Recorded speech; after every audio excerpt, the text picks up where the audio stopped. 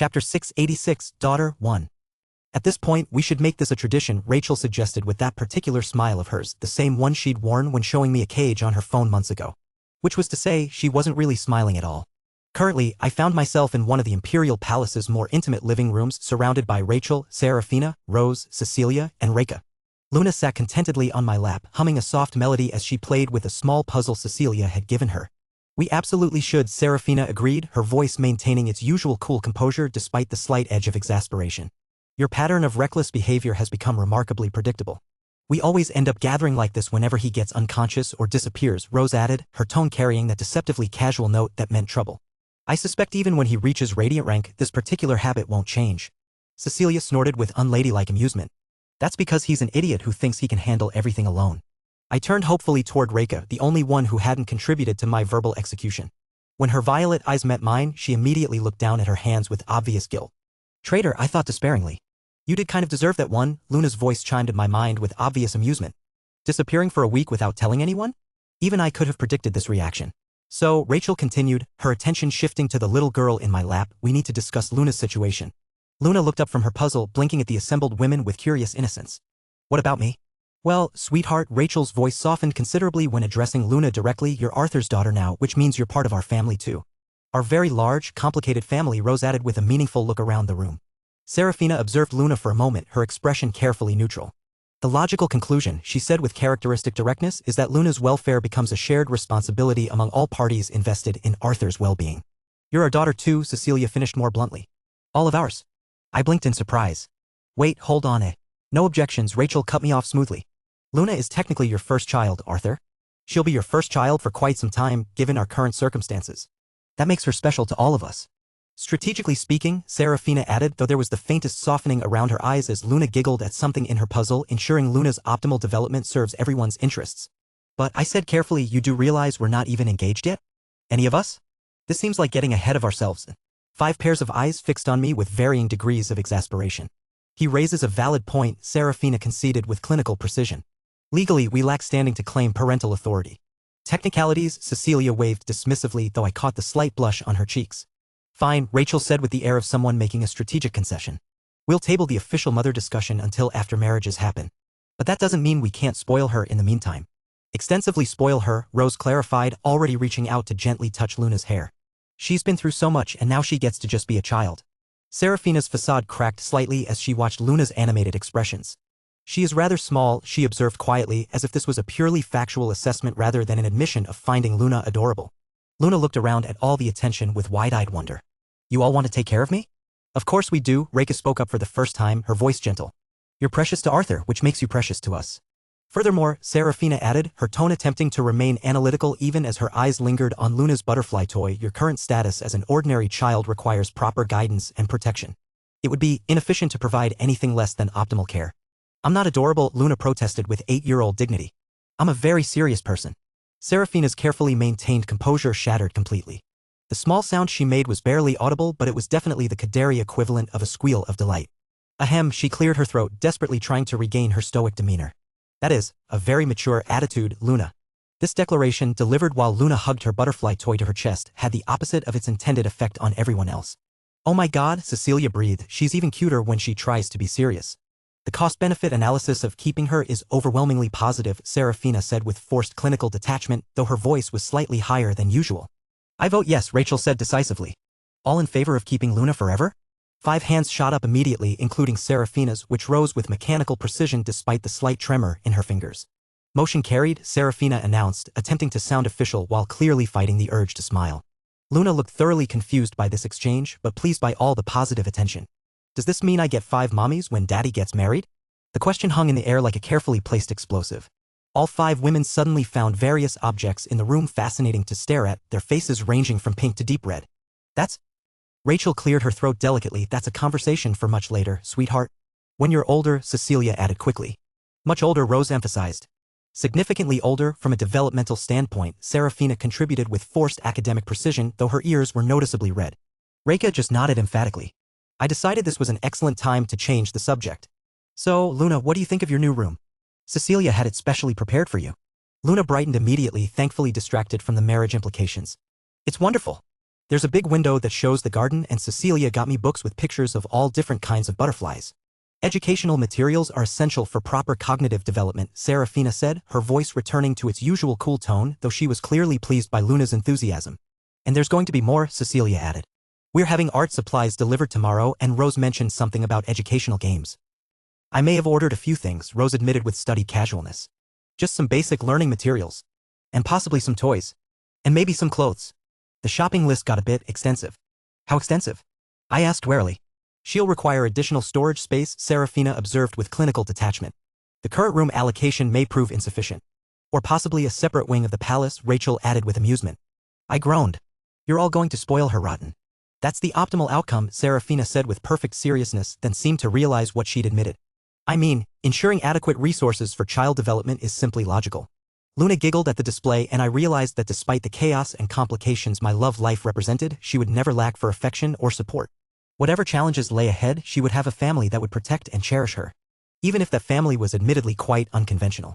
You know, Luna's voice whispered in my mind, for someone who worries about being overwhelmed by romantic complications, you seem to have ended up with the perfect solution. How's this perfect? I thought back. This is incredibly complicated. But Luna will never doubt she's loved. And honestly, Arthur, when has your life ever been simple? She had a point there. Chapter 687, Daughter 2. The elevator rose smoothly toward the top floor of the luxury apartment complex, its polished interior reflecting Luna's nervous expression as she gripped my hand tightly. The penthouse had been my family's home for as long as I could remember, a spacious dwelling that offered both privacy and the kind of security that came with living among the capital's elite. Daddy, Luna whispered, her voice carrying a nervous tremor, what if they don't like me? I squeezed her hand gently. They'll love you, sweetheart. Just be yourself. The elevator chimed softly as we reached our floor, and I used my key to access the penthouse. The familiar entryway opened before us, revealing my mother's worried face almost immediately. Alice Nightingale was a striking woman in her mid-40s, her black hair falling in waves past her shoulders and her azure eyes, identical to my own, carrying the sharp intelligence that made her invaluable to my father's guild operations. Arthur? She exclaimed, relief flooding her features as she took in my appearance. Thank the gods you're safe. Douglas has been pacing holes in the floor ever since we got word you'd disappeared, and the girls have been calling nonstop asking if we'd heard anything. Her words died as her gaze fell to Luna. Who is this? Mother, I said carefully, I'd like you to meet Luna. Luna, this is my mother, Alice. Luna performed a small, perfect curtsy that Cecilia had obviously taught her. It's nice to meet you, grandmother, she said with 8-year-old solemnity. The silence that followed could have been cut with a blade. Grandmother. Alice repeated faintly, her azure eyes moving between Luna and me with visible confusion. Heavy footsteps announced my father's arrival from his home office. Douglas Nightingale commanded attention without trying, tall, broad-shouldered, with silver-streaked black hair and the weathered hands of someone who'd built his guild from nothing. His expression shifted from relief at seeing me to bewilderment as he processed the scene. Arthur, who he began, then stopped as Luna looked up at him with those dark eyes full of nervous hope. Father, this is Luna. My daughter. Douglas blinked once, twice, then sat down heavily on the leather couch. Your daughter. Arthur Alexander Nightingale, a familiar voice called from the hallway leading to the bedrooms. You disappeared for over a week without a word, had the entire family terrified, and now you show up with Arya's rant cut off abruptly as she spotted Luna. Hello, Luna said politely, offering another small curtsy. Are you my Aunt Arya? Daddy told me about you. Arya's mouth opened and closed soundlessly, reminding me of a fish. It was possibly the first time in my life I'd seen my sister rendered speechless. Perhaps, Alice said with admirable composure, drawing on the organizational skills that kept Minerva Guild functioning. We should sit down and discuss this properly. 20 minutes later, we were gathered in the family's spacious living room, with Luna perched nervously on the edge of an armchair while my parents and sister sat across from us wearing expressions of barely contained shock. So let me understand this correctly, Douglas said slowly, his guild leader training helping him process information methodically. You've adopted an 8-year-old girl who was the subject of illegal experimentation by a cult organization. That's the simplified version, yes, I confirmed. And you've had her for how long exactly? Alice asked, her maternal instincts clearly warring with confusion. About a week. A week, Arya repeated hollowly. You've been a father for a week. Luna looked between all of them with growing anxiety. I'm sorry, she said quietly. I didn't mean to cause problems. If you don't want me here, Oh, sweetheart, no, Alice interrupted immediately, her motherly nature overriding all other concerns. She moved to kneel beside Luna's chair, her voice gentle. You're not causing any problems. We're just surprised. Arthur has a habit of making very important decisions without warning anyone. It's not her fault, Arya added quickly, shooting me a pointed look. It's his fault for being an impulsive idiot. Language, Arya, Alice chided automatically, though her attention remained focused on Luna. She's right though, Douglas said, though his stern expression was softening as he watched Luna's obvious nervousness. Arthur, this is a significant responsibility. I know it won't be easy, I said honestly. But Luna needed a family and I couldn't leave her alone. Luna looked up at me with such pure adoration that I saw my mother's heart melt in real time. What happened to her parents? Alice asked gently, directing the question to Luna rather than me. I don't remember having any, Luna replied with matter-of-fact sadness. The doctor said I was made in a laboratory. But Daddy chose me anyway. The silence that followed was different this time, not shock, but the kind of profound quiet that comes when decent people confront genuine injustice. Made in a laboratory, Douglas repeated, his voice carrying the dangerous edge it took on when he encountered something that threatened innocent people, the same tone he used when discussing guilds that exploited their members. The Red Chalice cult, I explained. They were creating artificial super soldiers. Luna was their most successful attempt. Was? Arya asked, noting my careful word choice. The enhancement process has been reversed. She's a normal child now. Alice reached out to smooth Luna's dark hair, her touch gentle. And how do you feel about that, sweetheart? Happy, Luna said immediately. I was always afraid before, afraid I might hurt someone by accident. Now I just feel light. She likes butterflies, I added, knowing it would help my mother understand Luna's true nature. And drawing, and puzzles, and garden stories. Alice's smile grew warm. I have some wonderful books about gardens. And there's a butterfly conservatory in the city that I think you'd love. Luna's eyes lit up. Really? With real butterflies? Hundreds of them, Alice confirmed. All different colors and sizes. I watched my family's resistance crumble in real time. Luna's genuine sweetness, combined with her obvious need for love and stability, was working its magic on their protective instincts. The Imperial Palace has been quite accommodating, I said carefully. Luna has her own room there, and Cecilia has been helping with the legal arrangements. Of course she has, Alice said with a knowing smile. That girl has been beside herself with worry. She called here 3 times yesterday asking if we'd heard anything from you. Princess Cecilia stopped by the guild office personally, Douglas added with amusement. Nearly gave our receptionist a heart attack when royalty just walked through the front door. And Princess Serafina sent a formal inquiry through official channels, Arya contributed. Very proper and polite, but you could tell she was worried sick. I like all of them, Luna chimed in helpfully.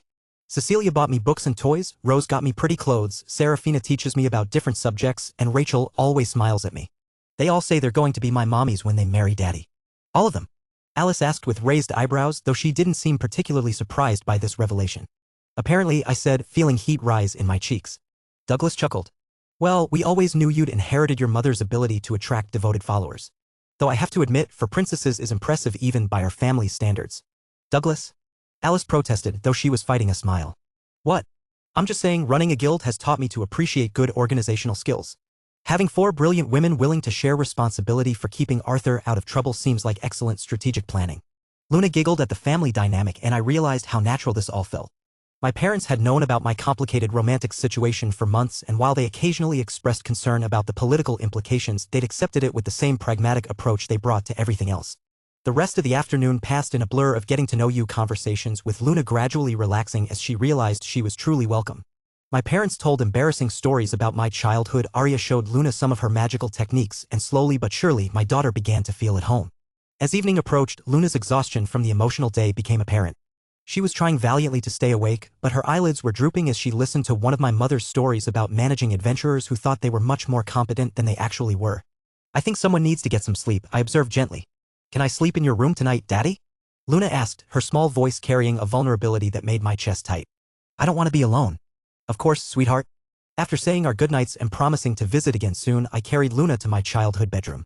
The space felt oddly nostalgic, filled with memories of a simpler time when my biggest worry was passing academy exams and helping with basic guild paperwork. Luna curled up against my side the moment I settled into bed, her breathing evening out almost immediately as exhaustion claimed her. Within minutes, she was fast asleep, one small hand still clutching her butterfly toy. I lay there in the darkness, listening to her peaceful breathing and marveling at how completely my life had changed. A week ago, I'd been a single man focused on growing stronger and protecting those I cared about.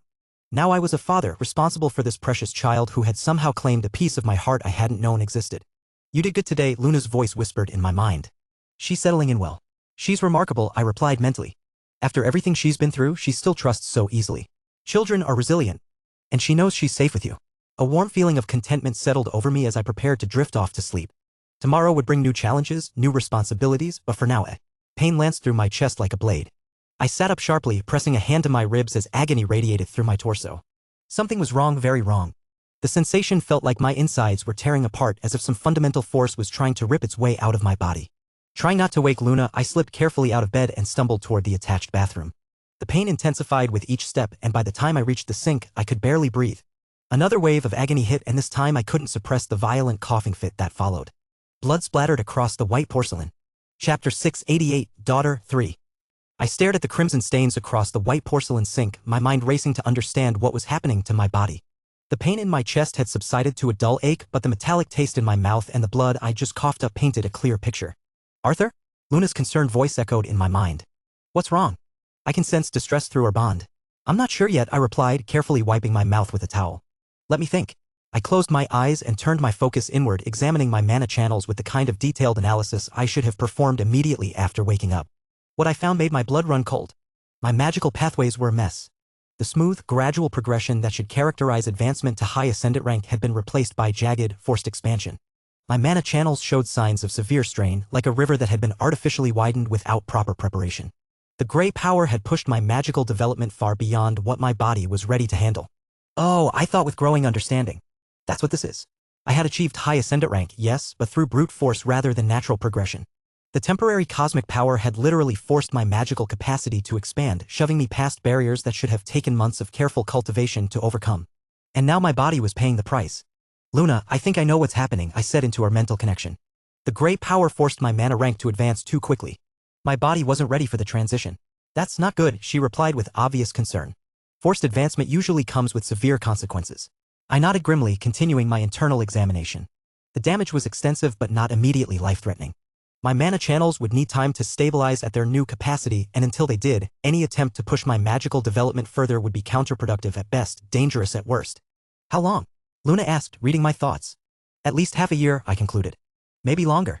Reaching peak ascendant rank will have to wait until my foundation solidifies. The irony wasn't lost on me.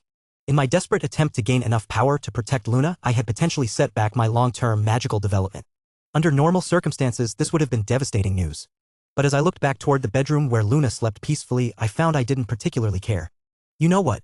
I thought with surprising lightness. This might actually be a blessing in disguise. I had been pushing myself relentlessly for months, training, fighting, growing stronger in preparation for threats that seemed to multiply daily. The forced break in my advancement meant I could finally do something I'd been neglecting. I could be a father. Cleaning up the blood and returning to bed, I settled carefully beside Luna, who immediately curled against my side without waking. Her peaceful breathing and the warm weight of her small body against mine filled me with a contentment I hadn't experienced in longer than I could remember. Tomorrow, I would explain my condition to the others and arrange for extended leave from active duty. For once in my life, the universe was forcing me to slow down and focus on what truly mattered. I could live with that, especially since all my plans were in motion regardless. 3 days later, I was sprawled on the living room floor of my family's penthouse, helping Luna work on a jigsaw puzzle that depicted a vast meadow filled with wildflowers. She had insisted we tackle a really hard one with 1,000 pieces, and her determination to complete it was both admirable and exhausting. This piece goes here, Daddy, Luna announced confidently, trying to force a section of blue sky into what was clearly part of a red poppy. Are you sure about that, sweetheart? I asked gently. Look at the colors. Luna examined the piece more carefully, then huffed in frustration. Why are puzzles so difficult? In the laboratory, everything had a specific place and purpose. This is much more complicated. That's what makes it fun, I said, searching for a piece that might fit the section she was working on. In real life, things don't always fit where we expect them to. Sometimes we have to try different approaches. Like how you found me? Luna asked, looking up from the puzzle with those dark eyes that still held too much wisdom for her age. Exactly like that. I wasn't looking for a daughter, but you fit perfectly into my life anyway. Luna beamed at that, returning to her puzzle with renewed enthusiasm. I'm glad I fit. So am I, sweetheart. So am I. The morning passed in comfortable domesticity. After finishing a section of the puzzle, we moved to the kitchen where Luna helped me prepare lunch, or rather where she stood on a step stool and provided enthusiastic commentary while I actually did the cooking. The eggs are getting fluffy, she observed with delight as I scrambled them in the pan. That's the secret, I told her seriously. Low heat and patience. Good things take time. Is that why your magic training is taking longer now? Luna asked with the kind of direct perception that never failed to surprise me. I had explained my condition to her in terms she could understand, that using the gray power had been like growing too fast, and now my body needed time to catch up. She had accepted this with the same matter-of-fact pragmatism she brought to everything else. Exactly, I confirmed. Sometimes the best way to get stronger is to slow down and make sure your foundation is solid. After lunch, we settled on the balcony where Luna had set up her art supplies. The afternoon sun was perfect for drawing, and she had become fascinated with trying to capture the view of the city from our high vantage point. The buildings look like blocks from up here, she observed, carefully shading a skyscraper with her pencil. That's perspective, I explained, settling into the chair beside her. Things look different depending on where you're standing. Like how the red chalice people thought I was a weapon, but you see me as your daughter. I paused in reading my book, struck once again by her insight. That's actually a perfect example, Luna. Yes, exactly like that. Luna continued, drawing in comfortable silence, occasionally asking for help with proportions or shading techniques. Watching her artistic process was fascinating. She approached each element methodically with the same careful attention to detail that had probably helped her survive 8 years of captivity. Daddy? She said eventually, not looking up from her drawing. Yes, sweetheart? Are you sad that your magic isn't getting stronger right now? I considered the question seriously. A month ago, the answer would have been an immediate yes. Power meant safety, and safety meant being able to protect the people I cared about. But sitting here in the afternoon sun, watching my daughter discover the simple joy of artistic expression. No, I said honestly. I'm not sad at all. Good, Luna said with satisfaction, adding a small bird to her cityscape. Because I like having you home. That evening, after my parents and Arya had returned from the guild office, we gathered for dinner as a family. Luna regaled them with detailed accounts of our day, the puzzle progress, the cooking lesson, her artwork, while my mother made appropriately impressed sounds and my father asked thoughtful questions about her artistic techniques. And tomorrow, Luna announced as dessert was served, Daddy is going to teach me how to play chess. Chess? Douglas raised an eyebrow. That's quite an ambitious game for someone your age. I'm very smart, Luna said with 8-year-old confidence. Daddy says I have good strategic thinking from all the pattern recognition training I had before. She does, I confirmed. Luna sees connections and possibilities that most adults miss. Well then, Alice said with a smile, I suppose we'll have another chess player in the family. Though I should warn you, Luna, your grandfather is quite competitive. I can be competitive too, Luna replied seriously. But Daddy says games are supposed to be fun, not scary. The conversation continued in that warm, easy way that had become natural over the past few days. Luna was settling into family life with remarkable ease, her natural intelligence and curiosity making her a joy to be around. Watching her laugh at Arya's terrible jokes and listen intently to Douglas's stories about guild management, I felt a profound sense of rightness. Later, as I tucked Luna into bed, she looked up at me with sleepy contentment. Daddy? Today was perfect. Was it? I asked, smoothing her dark hair. We didn't have to fight anyone or worry about bad people or think about magic ranks. We just got to be a family. I leaned down to kiss her forehead. We get to be a family every day now, sweetheart. That's what families do. Even when you get stronger again? Especially then. Being strong means I can protect our family, but being together is what makes us a family in the first place. Luna smiled sleepily, clutching her butterfly toy. I love you, Daddy. I love you too, Luna. Sweet dreams. As I turned off the lights and headed to my own room, I reflected on how much my priorities had shifted. A year ago, if someone had told me I'd be content to put my magical advancement on hold to play house with an 8-year-old, I would have thought they were insane. But contentment, I was learning, was a different kind of strength entirely. And sometimes the most important battles were fought not with magic or swords, but with patience, love, and the simple act of being present for the people who mattered most. Chapter 689, Daughter 4. The towering headquarters of Guild Ouroboros stood like a monument to ambition in the heart of the capital's guild district. The sleek glass and steel structure, with its distinctive serpentine logo, commanded respect and no small amount of wariness from passers-by. Wow, Luna breathed as we approached the main entrance, her small hand clasped firmly in mine. It's really tall. And kind of scary. Only to people who aren't family, I assured her, noting how the security guards straightened to attention as the automatic doors recognized my biometric signature. Everyone inside works for me, which means they work for you too now. The grand lobby bustled with activity, adventurers receiving mission briefings on holographic displays, support staff coordinating logistics through advanced communication systems, and junior members training in the practice areas visible through reinforced glass walls. The moment we entered, conversations quieted as members took notice of their guild master's unexpected appearance. And more specifically, the little girl walking beside him. Guild master. A familiar voice called out across the lobby. Elias Vance, my secretary and one of the most organized individuals I'd ever met, approached with his usual mixture of relief and exasperation. The man was in his early 30s, with neat brown hair and the kind of precise bearing that made him invaluable for managing the administrative nightmare that was a gold-rank guild. Elias, I greeted him with a slight smile. I trust everything has been running smoothly in my absence? Define smoothly, he replied with the kind of dry wit that had made me hire him in the first place.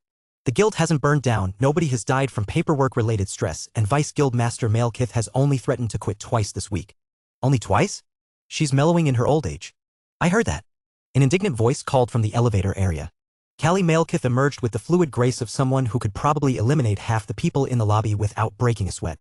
As my Vice Guild Master and one of the strongest combatants in the guild, she commanded respect through a combination of devastating magical ability and an even more devastating tongue. Her black hair was pulled back in its usual practical ponytail, and her dark eyes blazed with the righteous fury of someone who had been handling far too much administrative responsibility lately. At 20, she was only a year older than me, but her maturity and strategic mind had made her the obvious choice for Vice Guild Master when I'd established Ouroboros. Arthur Nightingale, she said with dangerous sweetness, you disappeared for over a week without a word, left me to handle 3 major contract negotiations, 2 guild expansion proposals, and a diplomatic incident.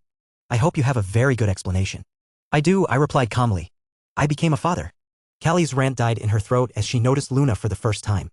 The little girl had been partially hidden behind my leg, but now she stepped forward with the polite courage I'd come to admire. Hello, Luna said, offering a small curtsy. I'm Luna Nightingale. Are you the person who yells at Daddy about work? The silence that followed was absolute. Then Callie's stern expression cracked, replaced by something approaching wonder. You're... She looked between Luna and me, then back to Luna. You're adorable. How does such a sweet little angel belong to this evil man? Daddy's not evil, Luna protested with 8-year-old indignation. He saved me from bad people and gives me butterfly toys and reads me stories. He reads you stories? Callie asked with mock amazement. Are you sure we're talking about the same Arthur Nightingale? The one who considers paperwork a form of cruel and unusual punishment. I read very good stories, I said with dignity. This is incredible, Callie continued, kneeling down to Luna's eye level. You're like a miracle worker. I've been trying to civilize this barbarian for years. Luna giggled. Daddy says you're very good at your job, but you worry too much. He's right about both things, Callie admitted. Though I notice he didn't mention that I do all the actual work around here. If you can't handle the guild operations without me, I said with a deliberately casual shrug, maybe you should hand back your gold rank certification. I'm sure there are plenty of other Vice Guild Masters who'd appreciate the challenge. Callie's eye twitched. You absolute, she caught herself, glancing at Luna. You absolute, meanie. Luna looked confused. Was she going to say a bad word? Probably several, I confirmed. Don't worry, sweetheart, Callie said, patting Luna's shoulder. I save all my really creative cursing for when your daddy isn't hiding behind adorable children. I'm not hiding, I protested. I'm strategically positioning myself near my most effective ally. Elias cleared his throat diplomatically. Perhaps we should move this discussion to the office? There are quite a few matters that require the guild master's attention. Of course there are, I sighed. Callie, I want you to know that despite my teasing, I do appreciate everything you've done. The guild expansion is reaching a critical point and I know the workload has been overwhelming. Callie's expression softened slightly. It has been intense. The preparations for the Etherite release are more complex than we anticipated and the political maneuvering around territorial rights is getting nasty. The timeline? Still manageable. We have perhaps 6 months before the market is ready, which gives us time to finalize the distribution networks and security protocols. She glanced at Luna, then back to me. But I need you functional, Arthur. Whatever happened during your mission, you look like hell. Magical advancement complications, I explained briefly. I'll need to take things easier for the next few months while my foundation stabilizes. Nothing life-threatening, just inconvenient timing. Of course it is, Callie muttered. You have the worst timing in the world. Daddy's magic grew too fast, Luna chimed in helpfully. So now he has to wait for his body to catch up. It's like when you eat too much candy and get a tummy ache. That's actually not a terrible analogy, Elias said thoughtfully. Speaking of complications, Callie said with a wicked grin, pulling out her phone to show the latest news headlines. The press has been having a field day with photos of you and Luna leaving the Imperial Palace. I grimaced at the trending story, Guild Master's secret daughter? Exclusive photos inside. Social media is going crazy, Callie continued cheerfully. Speculation ranges from secret affair with foreign nobility to adoption of war orphan to elaborate publicity stunt for guild expansion. I glanced at the article, then shrugged. Let them speculate. I don't owe them any explanations about my personal life. That's what I told the 17 reporters who've called asking for interviews, Elias said. Though I should mention that several major guilds have reached out expressing concern about your sudden family responsibilities affecting guild operations. Let me guess, they're hoping to poach some of our contracts while I'm distracted? The Crimson Hawks were particularly transparent about their intentions, Callie said with disgust. I may have been somewhat direct in my response to their inquiry. Define direct. I told them that if they thought a single child could compromise Ouroboros' operational capacity, they were welcome to test that theory in a formal guild competition. I grinned. And their response? Suddenly they remembered urgent business elsewhere. We spent the next hour in my office with Luna quietly working on a coloring book in the corner while I caught up on the most pressing guild matters. The Etherite project was indeed progressing well. The revolutionary substance we'd been developing would soon revolutionize mana tech across the world. But the political and economic implications meant every detail had to be perfect.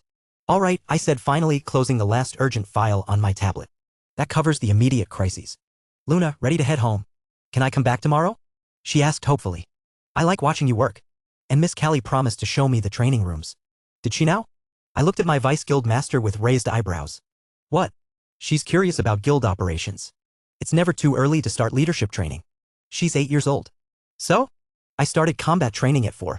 You started combat training because your family were battle maniacs. And look how well I turned out. I decided not to comment on that particular claim. After dropping Luna back at the penthouse with promises to return for dinner, I made my way back to the guild. The backlog of digital paperwork was substantial, and while Callie and Elias had handled the urgent matters admirably, there were decisions that only the guild master could make.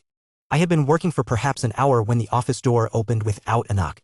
Only one person had that particular privilege. "You look tired," Reika observed as she entered, closing the door behind her and activating the privacy wards with practiced efficiency. "Long day," I admitted, not looking up from the contract I was reviewing on my screen. "How did you know I was here?" "Callie mentioned you'd returned to handle the backlog." Reika moved around the desk with her characteristic silent grace. "She also mentioned that Luna is absolutely adorable and that you've somehow become even more insufferable as a father, which I disagree with, Master. I prefer confidently paternal." Without ceremony, Reika settled onto the floor beside my chair and rested her head against my thigh. It was a position that had become routine over the months, her way of being close while I worked, offering comfort through simple presence. "How are you, Master?" she asked quietly, her violet eyes reflecting genuine concern. I set down my stylus and let my hand settle in her silver hair. "Tired. Worried about the advancement complications. Trying to figure out how to balance guild responsibilities with being a proper father." "You're already a wonderful father," Reika said firmly. "Luna adores you and she's thriving under your care. As for the guild," she shrugged slightly. "Ouroboros has excellent leadership at every level. It can function while you focus on what matters most." "And what matters most?" "Luna. Master's health. The people you love." She tilted her head to look up at me. "In that order." We settled into comfortable silence, Reika's presence grounding me as I worked through the remaining digital files. Outside the office windows, the city lights began to twinkle as evening approached.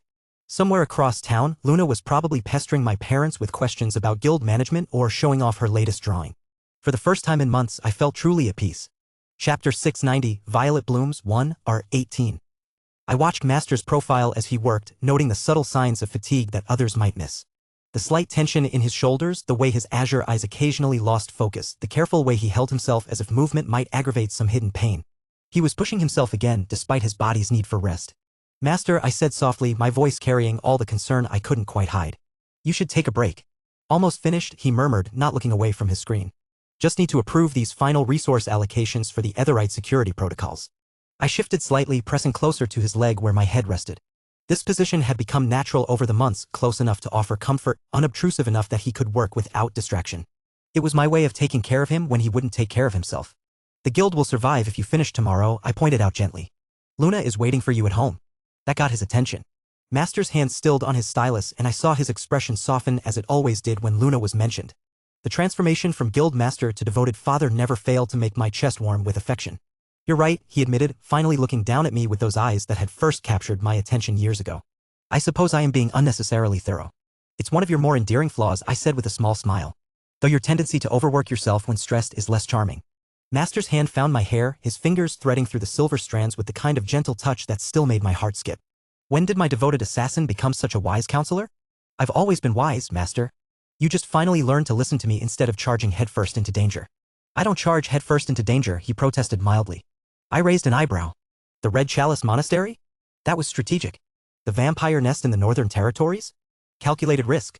The incident with the corrupted dungeon core that nearly—" "All right, point taken," Master interrupted with a rueful laugh.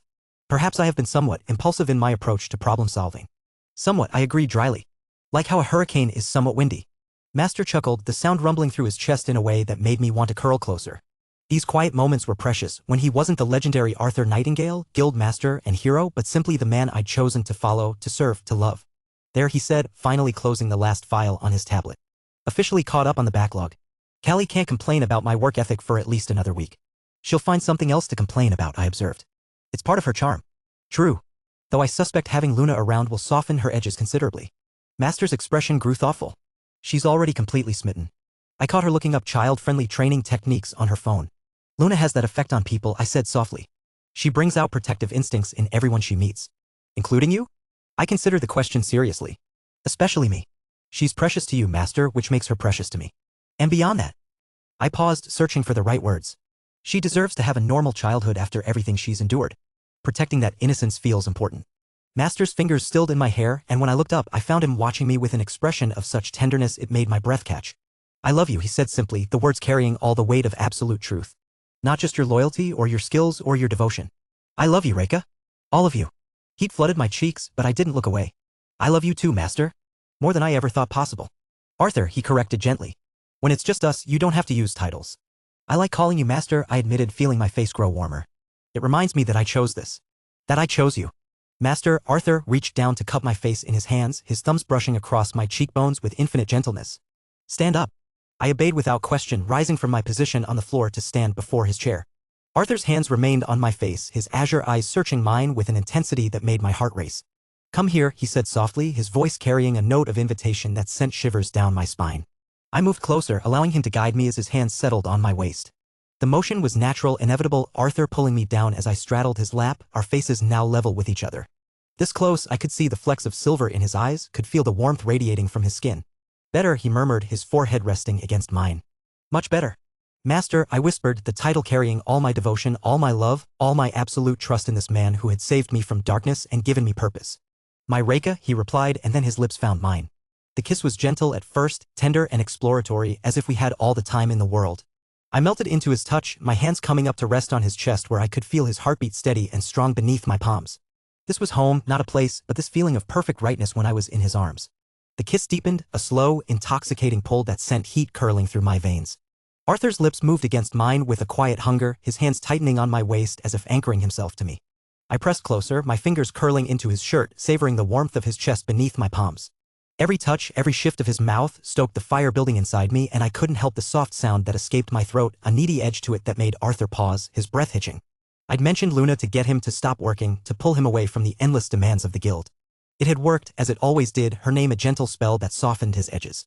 But the truth? I'd wanted this. Wanted him. Not just the quiet moments of tenderness, but this, the way his hands roamed my sides, the way his azure eyes darkened when he looked at me, the way he made my body sing with every touch. My violet hair spilled over my shoulders, catching the dim light of his office, and I knew my flower-shaped eyes were glowing faintly, betraying the desire I couldn't hide. Reka, he murmured against my lips, his voice low and rough, sending shivers racing down my spine. His hands slid upward, fingers grazing the curve of my ribs through my shirt, and I arched into his touch, silently begging for more. When his palms brushed over my chest, cupping me gently, a sharp gasp tore from me, my head tilting back as heat flooded my core. Arthur, I whispered, the name slipping out like a plea. His thumbs traced slow circles over the fabric, teasing, and I squirmed in his lap, feeling the hard evidence of his own desire pressing against me. The sensation made my thoughts scatter, my body humming with need. I'd wanted him for myself tonight, and now that I had him, I wasn't letting go. His mouth found my neck, lips grazing the sensitive skin just below my ear, and I shivered, my hands sliding up to tangle in his black hair. Your trouble, he said, his voice a warm rumble against my skin. You know that, don't you? Only for you, I managed, my voice breathy as his hands slipped under my shirt, calloused fingers brushing bare skin. The contact sent a jolt through me, and I tugged at his hair, pulling his mouth back to mine. The kiss was hungrier now, all pretense of restraint gone as our tongues met, a dance of heat and want that left me dizzy. I broke away just long enough to fumble with the buttons of his shirt, my fingers trembling with urgency. Off, I demanded, and Arthur's soft laugh vibrated against my lips. Impatient, he teased, but he helped me, shrugging the fabric off his shoulders to reveal the lean, scarred planes of his chest. My hands roamed over him, tracing the familiar marks of battles fought and survived, each one a testament to the man I loved. My gaze flicked up to meet his, those azure eyes burning with the same intensity one felt, and I knew he was as lost in this as I was. Your turn, he said, his voice a low command that sent a thrill through me. His hands tugged at the hem of my shirt, and I raised my arms, letting him pull it over my head. The cool air of the office hit my skin, but Arthur's hands were warm, cupping my bare chest with a reverence that made my heart ache even as it stoked my desire.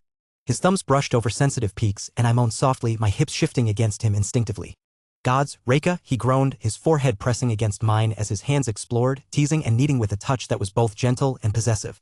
My violet eyes fluttered shut, my body trembling under the weight of his attention. I'd wanted him to stop working, yes, but this was what I'd craved. Him, all mine, in the stolen moment where the world outside didn't exist. I reached for his belt, fingers deft despite the haze of want clouding my mind. I need you, I whispered, the words raw and honest, and Arthur's hands stilled, his gaze locking onto mine with an intensity that made my breath catch. Chapter 691, Violet Blooms 2, R18. My heart pounded as I slid down from Arthur's lap, my knees brushing the carpet as I settled between his legs. The heat in my body was overwhelming, a fire kindled by my desperate need to please him, to show him the depth of my devotion. My violet, flower-shaped eyes flicked up to meet his azure ones, and the way he looked at me, tender, hungry, trusting, made my chest tighten with love. I wanted to give him everything, to worship him in a way that left no doubt of my loyalty, my desire. I'd never done this before. The thought sent a nervous flutter through me, my inexperience a quiet weight in my mind. But this was Arthur, my master, the man I'd chosen to serve and love with every fiber of my being. I wanted to try to make him feel as cherished as he made me feel. My hands rested on his thighs, fingers trembling slightly as I leaned forward, my violet hair spilling over my shoulders like a curtain. Reka, Arthur said softly, his voice a warm anchor.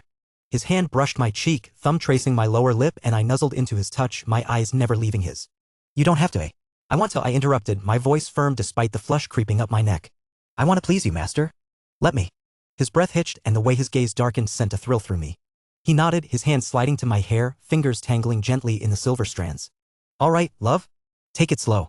I swallowed hard, my lips parting as I took him in, the warmth and unfamiliarity making my movements hesitant. My tongue flicked out, tentative, and I tried to mimic what I'd respond to in stories, but my rhythm was clumsy, unsure. A soft groan from Arthur spurred me on, but I could feel my own uncertainty, the worry that I wasn't good enough for him. Easy, Arthur murmured, his voice steady, guiding. His hand tightened slightly in my hair, not forceful but grounding, and he tilted my head just so. Like this, Reka? Slow and steady. He guided my movements, a gentle push and pull that set a rhythm, his fingers bobbing my head with care. The motion felt natural under his direction, and I relaxed into it, my devotion to him overriding my nerves. I focused on him, on the way his breath caught, the way his thighs tensed under my hands, the way his low groans filled the quiet office. Every sound he made was a gift, proof that I was giving him pleasure, that my love for him was enough. My lips moved with more confidence now, guided by his hand, and I poured every ounce of my adoration into the act, wanting him to feel how much he meant to me. You're doing so well, love, Arthur said, his voice rough with desire but laced with tenderness. His words sent warmth flooding through me, and I hummed softly, the vibration drawing another groan from him. My eyes flicked up again, meeting his, and the raw affection in his gaze made my heart swell. This was my master, my Arthur, and I'd give him everything, my loyalty, my heart, my body, my soul. His hand stilled my movements for a moment, his thumb brushing over my cheek as he looked down at me. Gods, Reka, you're perfect, he whispered, and the words hit me like a wave, filling me with pride and love. I leaned into his touch, my lips still around him, and redoubled my efforts, wanting to show him just how much I cherished him, even if I wasn't skilled yet. For him, I'd learn. For him, I'd do anything. My lips moved under Arthur's gentle guidance, his hand in my violet hair a steady presence as he bobbed my head with care. The taste of him, the warmth, the intimacy of this act, it was all for him, a testament to my devotion. My flower-shaped eyes stayed locked on his azure ones whenever I could, drinking in the way his expression softened with pleasure, the way his love for me shone through even in this heated moment. My inexperience showed in the occasional falter of my rhythm, the moments where I wasn't sure how much pressure to use, but Arthur never faltered in his patience. Just like that, he murmured, his voice a low rumble that sent shivers down my spine. His fingers tightened briefly in my hair, encouraging, and I followed his lead, letting him guide me into a smoother pace. Every groan, every hitch of his breath was a reward, proof that I was pleasing him, that my love was enough. My hands gripped his thighs, anchoring me as I poured my heart into this act. I'd never felt so vulnerable, so open, but with Arthur it was safe. He was my master, the man who'd saved me, who'd given me purpose, and now I wanted to give him pleasure in return. My devotion to him was absolute, a flame that burned brighter with every touch, every whispered word. Reka, he groaned, his voice breaking slightly, and the sound of my name on his lips made my chest ache with love. His hand stilled my movements, pulling me back gently, and I looked up at him, lips parted, my face flushed with effort and desire. His thumb brushed over my swollen lips, his gaze so tender it nearly undid me. You're incredible, he said, his voice raw. Come here. I rose on shaky legs, my body humming with need and love, and he pulled me back into his lap, his lips finding mine in a kiss that was both fierce and reverent. My devotion to him was unwavering, and as his hands roamed my bare skin, I knew I'd give him everything, always, in every way he'd let me. Arthur's lips moved against mine, a slow, searing kiss that poured all his love and desire into me. My body trembled in his lap, pressed skin to skin, the heat of him grounding me even as my heart raced with anticipation. My violet, flower-shaped eyes met his azure ones, and the tenderness in his gaze steadied me, reminding me that this was my master, my Arthur, the man I trusted with everything. My devotion to him was absolute, and now, as his hands settled on my hips, I knew I was ready to give him this part of myself, too. Reka, he murmured, his voice low and warm, his forehead resting against mine. We can stop if you're not sure. I'm sure, I whispered, my voice steady despite the nervous flutter in my chest.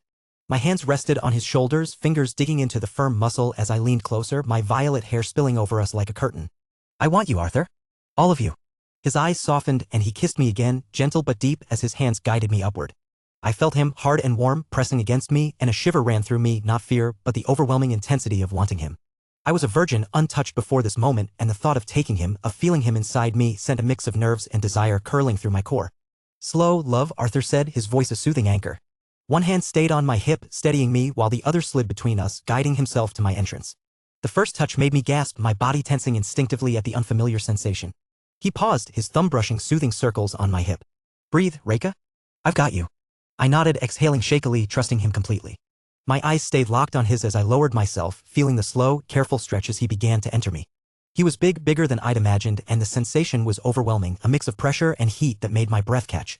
I bit my lip, my fingers tightening on his shoulders, but Arthur's steady gaze and gentle touch kept me grounded. "That's it," he murmured, his voice low and encouraging. "Take your time. You're doing so well." The stretch burned slightly, my body adjusting to him, but the slow pace and his constant reassurance made it bearable, more than bearable. It felt right, like this was where I was meant to be, joined with him in this intimate, sacred way. I sank lower, inch by inch, my walls clenching around him as he filled me, and a soft whimper escaped my lips at the fullness, the way he seemed to reach every part of me. "Gods, Reka," Arthur groaned, his voice tight with restraint, his hands trembling slightly on my hips. "You feel perfect." His words sent warmth flooding through me, easing the tension in my body. I leaned forward, pressing my forehead to his, my violet eyes shimmering with emotion as I took him deeper. The discomfort was fading now, replaced by a growing pleasure, a sense of completeness that made my heart swell. This was my master, my love, and I was giving him everything, just as he'd given me purpose and safety. When I finally settled fully against him, his length buried inside me, I let out a shaky breath, my body trembling with the intensity of it. Arthur's hands roamed my back, soothing, grounding, and he kissed me softly, giving me time to adjust. "You okay?" he asked, his voice gentle but laced with desire. "More than okay," I whispered, my voice thick with love. I shifted slightly, testing the sensation, and a spark of pleasure shot through me, making me gasp. "Arthur, it feels good." He smiled, a mix of pride and adoration, and guided my hips in a slow, gentle roll. The movement sent another wave of pleasure through me, and I moaned softly, my head tilting back as my body began to move with his. Every thrust was slow, deliberate, his size stretching me in a way that was both overwhelming and exquisite. My devotion to him poured into every motion, every touch, as I gave myself to him completely, my heart and body his. Arthur's hands guided my hips, setting a slow, steady rhythm as I moved with him, each motion drawing soft gasps from my lips. The stretch of him inside me, so big and warm, was still intense, but the discomfort had melted into pleasure, a deep, pulsing heat that built with every careful thrust. My violet, flower-shaped eyes stayed locked on his azure ones, the connection between us as powerful as the physical act, my devotion to him woven into every shudder, every moan. "Reka," he groaned, his voice rough with desire, his fingers digging into my hips as he fought to keep the pace slow, giving my body time to adjust. "You're so beautiful, so perfect." His words made my heart soar, and I leaned forward, capturing his lips in a kiss that was both tender and desperate. My hands slid from his shoulders to his chest, feeling the rapid beat of his heart beneath my palms, and I poured all my love into the kiss, into the way my body moved with his. The slow penetration, the way he filled me so completely, was overwhelming in the best way, a testament to how deeply I trusted him, how fully I'd given myself to him. My walls clenched around him, drawing a low groan from his throat, and I smiled against his lips, relishing the power I had to affect him. "Master," I whispered, the title slipping out, heavy with adoration, and his eyes darkened, his hands tightening on me. "Arthur," he corrected gently, but there was no reprimand in his voice, only love, only need. He guided me into another slow thrust, deeper this time, and I moaned, my head falling back as pleasure sparked through me.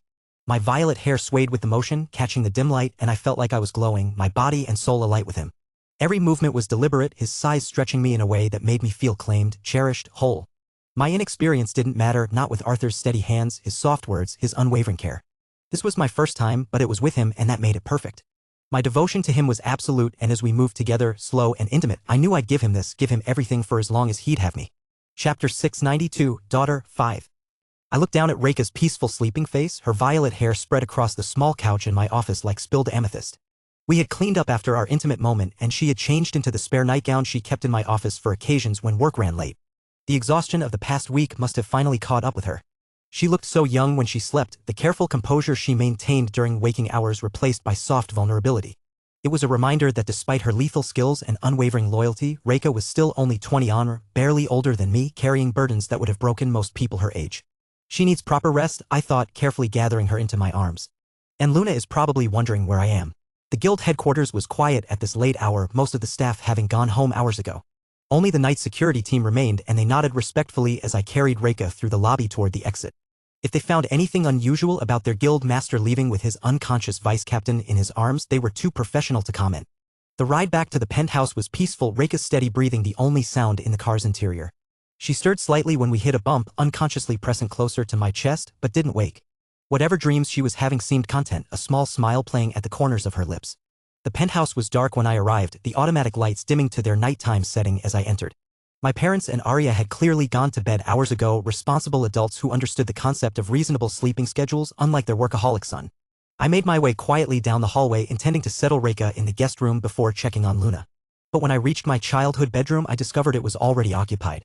Luna was curled up in the center of my bed, her dark hair spread across the pillow and her butterfly toy clutched tightly in her small arms. She wore the new pajamas my mother had bought her, soft pink fabric decorated with tiny stars that seemed to shimmer in the ambient light from the window. Despite having her own beautifully decorated room just down the hall, she had chosen to wait for me here. She still doesn't feel secure sleeping alone, I realized with a pang of protective tenderness. After 8 years of laboratory cells and constant supervision, of course she'd want to stay close. The sight of her small form in my too large bed made my chest tighten with emotion. This was what family looked like, not just sharing DNA or legal documents, but this instinctive need to be near the people who made you feel safe. I looked down at Reika's sleeping face, then back at Luna. Making a decision that felt completely natural, I carefully settled Reika on the far side of the bed, tucking her under the covers with gentle precision. She murmured something unintelligible but didn't wake, automatically curling toward the warmth of the mattress. After changing into my own sleepwear, I slipped into the space between them. Luna immediately sensed my presence, even in sleep, shifting closer until her small body was pressed against my side. Reika, guided by the same unconscious instincts, moved until her head found my shoulder. This is probably the most unconventional family arrangement in the Empire, I thought with amusement, looking up at the ceiling of my childhood room. A reincarnated soul, an artificially created child, and a devoted sword all sharing a bed like some sort of heartwarming storybook. And 3 princesses and daughter of a marquis as well. But it felt right. More right than anything had felt in longer than I could remember. I woke to the sensation of being thoroughly entangled. Luna had apparently decided during the night that I was in danger of escaping because she had wrapped herself around my arm like a determined octopus. Her small form was pressed against my side, one leg thrown over my waist and both arms hugging my bicep with impressive determination. Her dark hair had escaped its braid during sleep, creating a silky curtain that tickled my shoulder. "Daddy," she mumbled into my sleeve, still deep in dreams. "Don't go away again." The words hit me like a physical blow, carrying all the abandonment and fear she'd experienced in her short life. Even in sleep, some part of her was terrified that the safety and love she'd found might disappear without warning. "Never again," I promised silently, pressing a gentle kiss to the top of her head. "You're stuck with me now, sweetheart?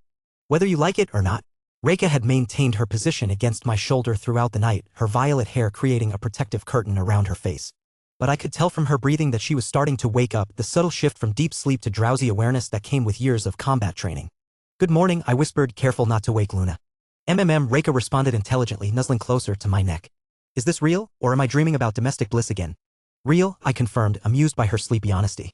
"Though I suspect domestic bliss with us will always be slightly more complicated than average." "Because you collect dangerous people like some men collect vintage cars?" "Because we're all beautifully broken in our own ways," I corrected gently. "And somehow, those broken pieces fit together perfectly." Reika lifted her head to look at me, her violet eyes still soft with sleep but growing more alert by the moment. Her gaze shifted to Luna's determined grip on my arm and her expression melted into something approaching maternal tenderness. "She's holding on pretty tightly," she observed quietly. "She has abandonment issues," I explained. "It's going to take time for her to believe that this is permanent." "Then we'll give her time," Reika said with the same matter-of-fact certainty she brought to mission planning. "However long it takes." The simple declaration, spoken with absolute conviction, made my heart clench with gratitude. This was why I loved her, not just her loyalty or her skills, but her instinctive understanding of what family meant. The way she automatically included herself in Luna's healing process, accepting responsibility for this child who wasn't biologically related to either of us. "We should probably get up," I said reluctantly, noting the brightening light through the bedroom windows. "My mother will want to make Luna breakfast, and if we sleep too late, she'll start worrying." "5 more minutes," Reika requested, settling back against my shoulder. "This is too perfect to interrupt just yet." I couldn't argue with that logic. Outside our peaceful bubble, there would be guild responsibilities and political maneuvering, magical complications, and potential threats. But here, in this moment, we were just a family enjoying a quiet morning together. Luna stirred slightly, her grip on my arm tightening as consciousness began to return. "Daddy?" she mumbled, not opening her eyes. "Are you really here?" "I'm really here, sweetheart," I assured her, my free hand gently smoothing her disheveled hair. "And I'm not going anywhere." "Good," she said with sleepy satisfaction, apparently deciding that confirmation was sufficient. "Reika's here too. I can smell her shampoo." Very observant, Reika said with amusement, finally lifting her head to look at Luna properly. "How did you sleep?" "Better," Luna admitted, finally opening her dark eyes to look between us. "It's nice having family close by. In the laboratory, I always slept alone. It was scary." "You'll never have to sleep alone again if you don't want to," I promised. "This is your home now, Luna." "Our home. And family takes care of each other." Chapter 693, Amrita 1. 3 weeks had passed since Luna's integration into our family, and I had settled into a routine that balanced my responsibilities with my need for recovery. My mornings belonged to Luna, breakfast together, helping with her lessons, ensuring she felt secure and loved. My afternoons and evenings were split between Guild Ouroboros operations and the increasingly critical Etherite development project. The Warpgate network between Avalon City and Luminarch had become as familiar as my own bedroom. The instantaneous travel between continents still felt surreal, but the convenience was undeniable.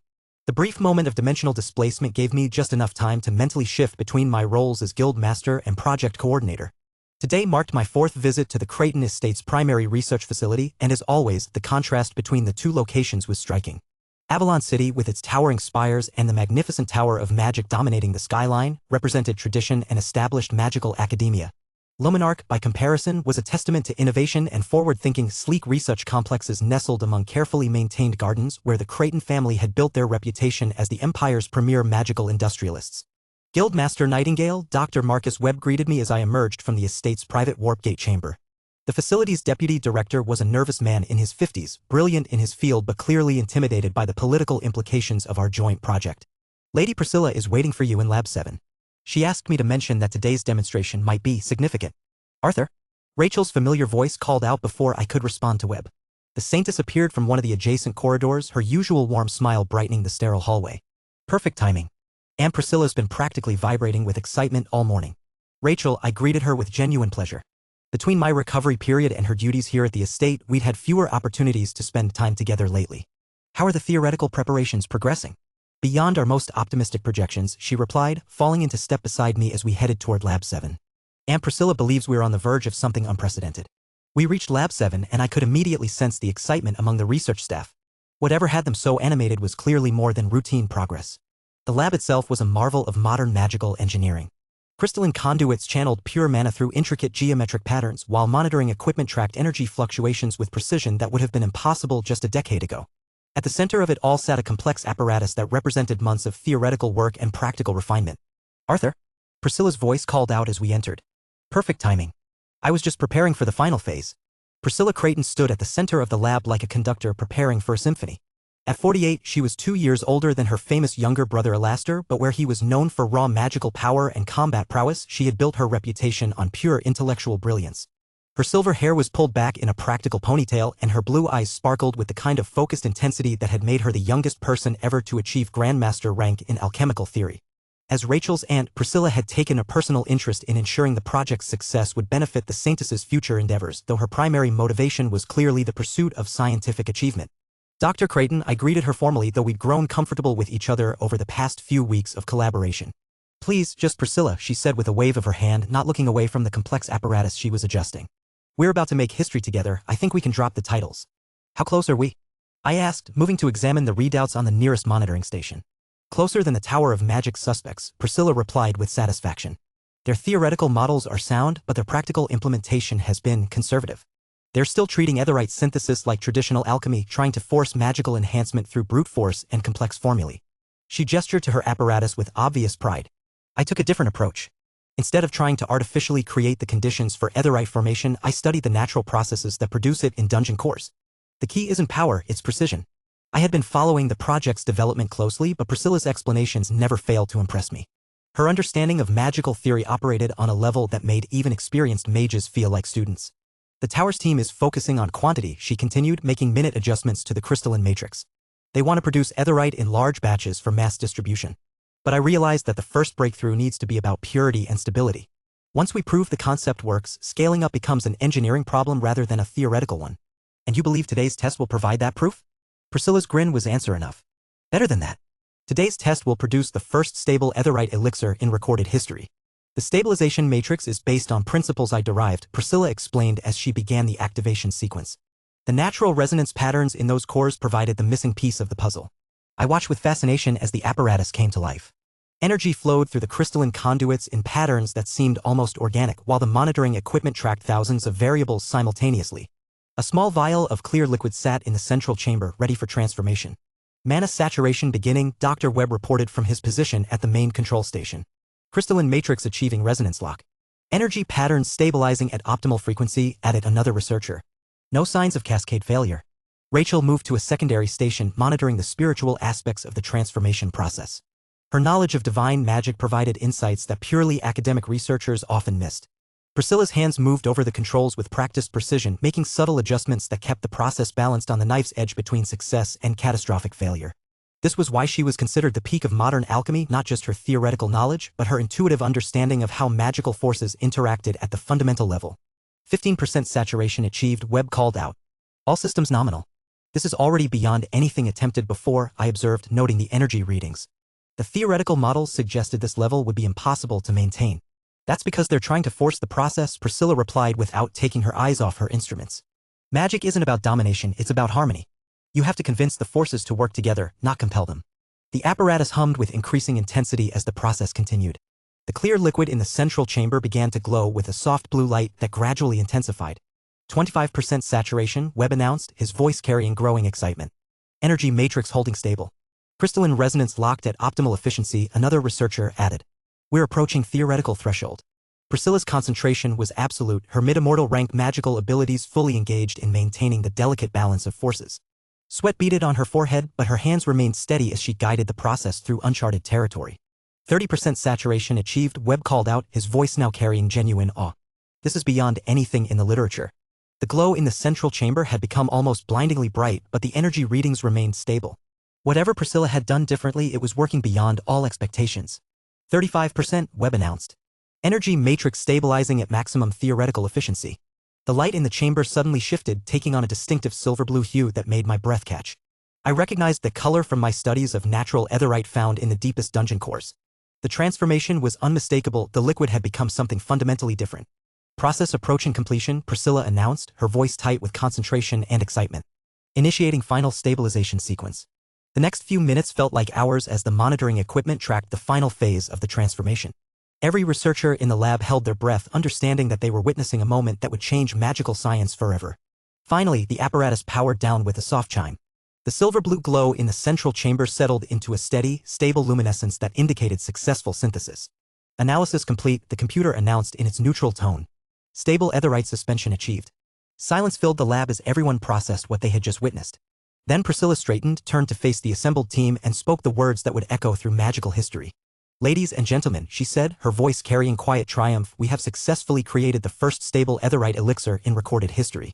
Chapter 694, Amrita 2. The communication channels immediately erupted with questions, demands for verification, and more than a few expressions of outright disbelief.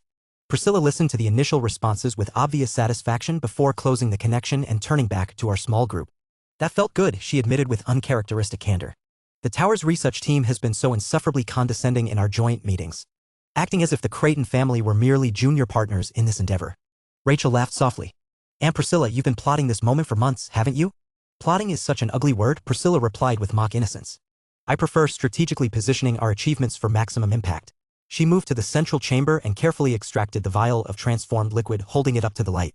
The silver-blue glow seemed to pulse with its own inner life, beautiful and somehow alive in a way that made my enhanced senses tingle with recognition. Priscilla finally turned to me, her sapphire eyes gleaming with a mix of pride and exhaustion. This, she said, holding up the vial like a trophy, is the world's first SSS rank elixir. I call it Amrita. Etherite has made it possible to break through the limitations of beast blood elixirs. This little wonder can heal even ascendant rankers. It's miraculous. I blinked, taken aback by the revelation. That's incredible, I murmured, the weight of her words settling over me. It's more than incredible, she said, her voice tinged with excitement as she turned the vial in her fingers. This is the pinnacle. The absolute limit of what etherite can achieve in potions. Amrita isn't just a product, it's a declaration of the new era we're entering. What about other elixirs? I asked, curiosity sparking. Priscilla's grin widened, a rare flicker of raw enthusiasm breaking through her usual composed exterior. Oh, we've developed plenty. Lower-tier elixirs, potions for all ranks up to white, and everything in between. The best part? Etherite potions are not only superior in quality but also cheaper to produce. The old market doesn't stand a chance. My brow furrowed. Cheaper? Even with the current supply constraints? She nodded, her expression calculating. The amounts of etherite required are minuscule. We're talking a fraction of what's used for artifacts or other applications. With just one vial's worth of raw material, we can produce dozens of potions. Once you expand the supply chain and establish more mining operations, the market for traditional beast blood elixirs will collapse under its own weight. And this isn't just about healing, she continued, leaning slightly closer as if sharing a secret. I've already tested preliminary formulas for energy recovery, mana augmentation, and even specialized potions tailored for specific elemental affinities. Etherite enhances everything. Potions to aid Whiteranka's near integration, too? I asked. Priscilla inclined her head. Naturally. These potions won't just be luxury items, they'll be essential tools for climbers and mages alike. Of course, they lose their efficacy beyond integration, but that still leaves us with an enormous customer base. The implications were staggering. The sheer reach of etherite's potential was greater than even I had envisioned. It wasn't just a tool, it was a weapon that could dismantle the old systems and build something entirely new in its place. And the supply? I asked, shifting my focus. Priscilla's grin dimmed slightly, replaced by a more serious expression. That's where you come in. Right now, the supply is manageable, but if demand grows at the rate I expect, we'll need more, much more. We need more deposits, better refining methods, and faster processing facilities. I nodded. I'm already working on expanding mining operations. Kalian is securing additional deposits on the moon, and the Creighton family has been instrumental in processing what we've extracted so far. But we'll need to scale up everything: logistics, transportation, storage, if we're going to keep up. Priscilla tilted her head, her gaze thoughtful. And what about the Tower of Magic? Are they still in play? For now, I said. But their involvement is temporary. The Creighton estate will take over as the primary hub for etherite processing once the infrastructure is solid. I trust you more with this than I do them. Her lips twitched into a satisfied smile. Good. Because once we fully dominate the potion market, we'll be ready to move into other industries: artifacts, transportation, even spell arrays. Etherite isn't just the future, Arthur. It's our future. I glanced back at the glowing vial in her hand, the light from Amrita reflecting in her eyes. For a moment, the weight of everything we were building seemed both overwhelming and exhilarating. Let's change the world, I said quietly. Priscilla's smile widened. Oh, we will. The warp gate chamber in the Tower of Magic hummed with barely contained energy as I materialized in Avalon City. The familiar sensation of dimensional travel was followed immediately by the oppressive weight of concentrated magical power that permeated every stone of the ancient structure. Even after years of visiting, the tower's sheer presence never failed to impress, a monument to magical knowledge that had stood for over 2 millennia. Arthur? A familiar voice called out as I stepped from the arrival platform. Master Aldrich Thorne approached with his characteristic brisk pace, his weathered face showing a mixture of pride and barely contained excitement. Despite being well into his 70s, he moved with the energy of someone decades younger, his integration rank power maintaining both his physical capabilities and his sharp intellect. Master Thorne, I greeted him with genuine warmth. I take it Priscilla's announcement has caused quite a stir? Stir? He laughed, the sound echoing off the chamber's crystalline walls. My boy, that announcement has turned the entire tower upside down. Half the research staff are demanding immediate access to etherite samples, and the other half are frantically trying to verify her claims through theoretical models. We walked through the tower's corridors as he spoke, passing laboratories where I could see researchers hunched over complex calculations and experimental apparatus. The energy in the air was palpable, the excitement of a scientific community that had just witnessed what they thought was a paradigm shift. Right on schedule, I thought with satisfaction. Everything was proceeding exactly as I'd anticipated based on my knowledge of etherite's capabilities. Charlotte wants to see you immediately, Master Thorne continued. She's been in emergency session with the Senior Research Council since Priscilla's broadcast. I've never seen the Tower Master so animated. That made sense. Charlotte Alaric was brilliant enough to immediately recognize the implications of etherite's potential. Unlike the other researchers who were still trying to verify Priscilla's claims, she would have already moved past acceptance to implementation. We reached the Tower Master's chambers on the 97th floor, where the view of Avalon City spread out below us like a magical tapestry. Charlotte Alaric stood with her back to the door, her vibrant red hair cascading down her shoulders as she gazed out at the city. At only 31, she was the youngest Tower Master in the institution's history, her low radiant rank power complemented by an intellect that had revolutionized several fields of magical study. Arthur, she said without turning around. Perfect timing. I was just contemplating how dramatically the magical landscape is about to change. Tower Master, I replied, noting the controlled excitement in her voice. Charlotte was clearly several steps ahead of her research staff in understanding what etherite represented. She turned to face me and I was struck by the intensity in her jade green eyes. There was something there beyond mere excitement, a fierce competitive spirit that had been awakened by Priscilla's announcement combined with the satisfaction of someone who had already formulated a response. That brilliant woman has thrown down quite the gauntlet, Charlotte said with a smile that was equal parts admiration and challenge. SSS rank healing elixirs, market disruption on a continental scale, and the most elegantly executed scientific coup I've witnessed in decades. She does have a flair for dramatic timing, I agreed, unsurprised by the tower's competitive response. This was exactly the kind of innovation race I'd been hoping to encourage. Indeed. But I didn't call you here simply to congratulate the Creighton family on their achievement. Charlotte moved to her desk where several crystalline devices hummed with contained magical energy. The Tower of Magic has not been idle during these past weeks of collaboration. Here it comes, I thought, already anticipating what she was about to reveal. Artifact enhancement had always been one of etherite's most obvious applications. Master Thorne's excitement became more pronounced. Arthur, what Charlotte is about to show you represents the next logical step in etherite application. Charlotte activated one of the devices and a holographic display materialized in the air between us. The image showed a complex magical schema far more intricate than anything used in traditional artifact crafting, but exactly what I'd expected to see eventually. For decades, Charlotte began, her voice taking on the measured cadence of a master lecturer. Mass-produced magical artifacts have been limited to elite-grade potency at best. The materials, the crafting processes, the sheer complexity of integrating multiple magical systems and the addition of the essence of time, all of it created barriers that made mass production of historic-grade artifacts and above impossible. She gestured to the holographic schema which rotated slowly to reveal its three-dimensional complexity. Etherite has eliminated that fundamental limitation. The stabilization properties? I asked, already knowing the answer but wanting to hear their specific approach. Exactly, Charlotte confirmed with obvious satisfaction. Etherite doesn't just enhance magical processes, it acts as a universal stabilizing agent for complex magical matrices. Enchantments that would normally interfere with each other can coexist peacefully when mediated through Etherite integration points. Master Thorn stepped forward, his eyes gleaming with the enthusiasm of someone witnessing what he thought was a breakthrough. We've successfully created the first mass-producible historic-grade artifacts. Weapons, armor, utility items, all of them surpassing anything previously possible for large-scale manufacturing. I nodded approvingly. This was the natural progression I'd been waiting for. The cost efficiency must be substantial. Beyond our most optimistic projections, Charlotte continued, clearly pleased by my lack of surprise at their achievement. She activated another display showing cost comparisons that were impressive but not unexpected. We estimate a 70% reduction in material costs combined with manufacturing processes that are 8 times faster than traditional methods. An elite-grade sword that currently sells for $15 million could be produced and sold profitably for $4 million. And that's just the beginning, I observed. As production scales and processes refine, those costs will drop further. Precisely, Charlotte agreed, her jade eyes sparkling with the satisfaction of someone whose theoretical projections were being validated. We project final costs dropping to under $2 million per elite-grade item within 2 years. That brings them within reach of major guilds, military organizations, and wealthy adventurers, a market exponentially larger than the current customer base. Master Thorn pulled up additional schematics. We've already completed prototypes for 17 different artifact categories. Combat gear, defensive equipment, utility items for mining and exploration, even luxury goods for the civilian market. The civilian applications were always going to be significant, I said, thinking about the broader economic implications. Communication devices, transportation artifacts, household utilities, the market potential is enormous. Charlotte's smile became almost predatory. Etherite-enhanced communication devices that can reach across continents. Transportation artifacts that reduce travel time by half. Household items that can maintain perfect temperature control or provide illumination that rivals natural sunlight. The applications are limited only by imagination and available Etherite supply. And there's the key constraint, I thought. Everything would ultimately come down to Etherite production capacity.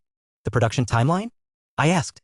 6 months for full-scale manufacturing capability, Charlotte replied confidently. We've already begun retrofitting our facilities and training our artificers in the new techniques. By year's end, the Tower of Magic will be producing historic-grade artifacts at a rate that would have been unthinkable just months ago. Which brings us to the critical issue, I said, getting to the heart of why they'd called this meeting. Master Thorn's expression grew more serious. Exactly. Arthur, this level of production will require guaranteed Etherite allocation. We need assurance of supply stability. Guaranteed Etherite allocation for our manufacturing operations, Charlotte said immediately. Priority access during any supply shortages and advance notice of any changes in availability or pricing. I considered their request carefully. This was the moment I'd been building toward when the various applications of Etherite would create natural demand pressure that would justify massive expansion of production. I can guarantee baseline allocation, I said finally.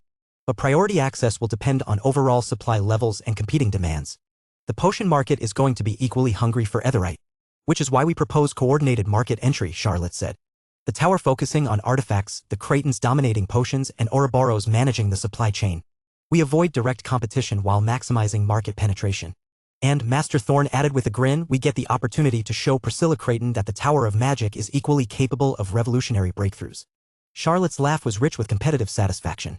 It's time to make our own announcement. I believe the magical research community is ready for another paradigm shift. Looking between my former teacher and the Tower Master, I felt a deep sense of satisfaction.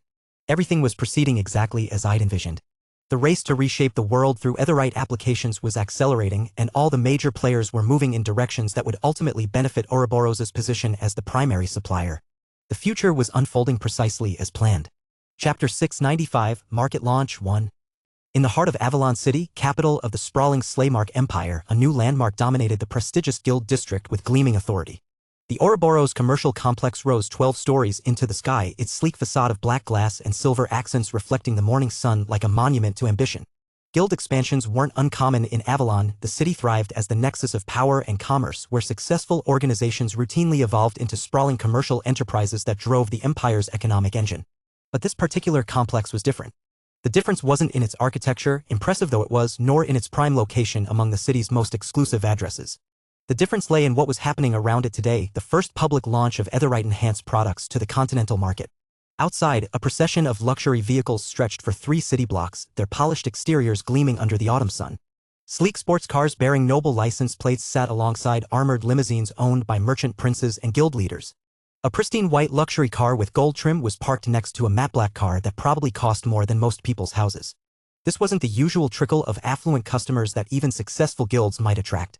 This was an inundation, a flood of Avalon's social and economic elite converging on the complex with the urgency of pilgrims to a shrine. The air itself seemed to vibrate with anticipation, crackling with the kind of nervous energy that preceded momentous occasions. Whispers had been circulating through the city's exclusive clubs and penthouses for weeks, spreading through the boardrooms of corporate empires and the private lounges of guild headquarters like wildfire. Whispers of something unprecedented, something that promised to reshape the very foundations of magical commerce. Lady Catherine Ravencrest, no relation to Queen Isolde despite the shared name, stepped from her crimson car with practiced elegance, her emerald silk dress complementing the car's luxurious interior. As one of the Empire's wealthiest socialites and a discerning collector of rare magical items, her presence here carried significant weight. Where Lady Catherine shopped, others followed. The crowds are remarkable, observed her companion, Lord Marcus Aldridge, emerging from the passenger side. The silver-haired gentleman's merchant empire supplied luxury goods across 3 continents, and his custom Bentley was parked just behind them. I haven't seen this level of excitement since the first prince announced his potential engagement. Excitement and skepticism in equal measure, Lady Catherine replied, noting the mixture of anticipation and wariness in the faces around them as valets directed traffic and managed the controlled chaos of Avalon's elite arriving simultaneously. Half these people are here to witness history and the other half are here to witness what they expect will be an expensive failure. Inside the complex, the scene bordered on surreal. The grand atrium soared 5 stories overhead, its glass dome casting natural light across polished marble floors inlaid with precious metals. The space had been designed to impress, but today it served a different purpose, to showcase a revolution.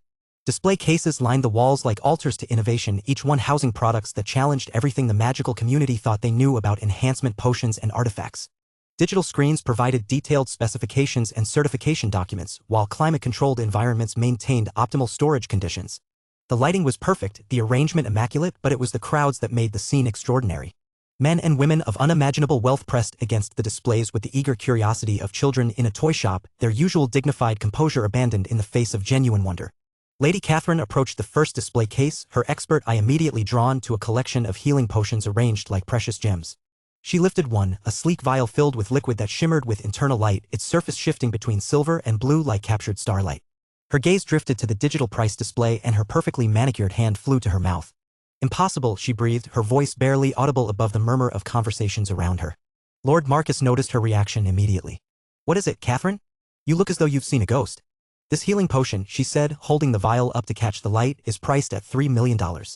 That seems reasonable for an A-rank healing elixir, Marcus replied, though his business-trained mind was already calculating implications. Marcus, Catherine said slowly, her voice trembling with disbelief, I purchased an A-rank healing potion last week for $6 million. And from the luminescence patterns alone, I can tell this one is significantly more potent. Marcus took the vial from her hands, examining it with the practiced eye of someone who had dealt in rare magical goods for decades. The internal energy was unmistakable, this wasn't just an A-rank potion. The stability of the enhancement matrix, the purity of the magical resonance, the sustained luminescence that indicated long-term potency, all of it suggested something approaching S-rank quality. That's impossible, he murmured, though his voice lacked conviction. S-rank healing potions cost over $20 million when they're available at all. Are you suggesting this? Etherite substance can produce equivalent results for a fraction of the cost. Around them, similar conversations erupted like small explosions of disbelief. A cluster of noble ladies examined enhancement elixirs with expressions of mingled wonder and suspicion, their designer handbags and jewelry catching the atrium's carefully managed lighting. A group of businessmen huddled around a display of utility artifacts, their urgent whispers punctuated by occasional exclamations of amazement or skepticism as they checked the specifications on their smartphones and tablets. This changes everything, one woman declared, her voice carrying across the atrium as she photographed a price display with her phone.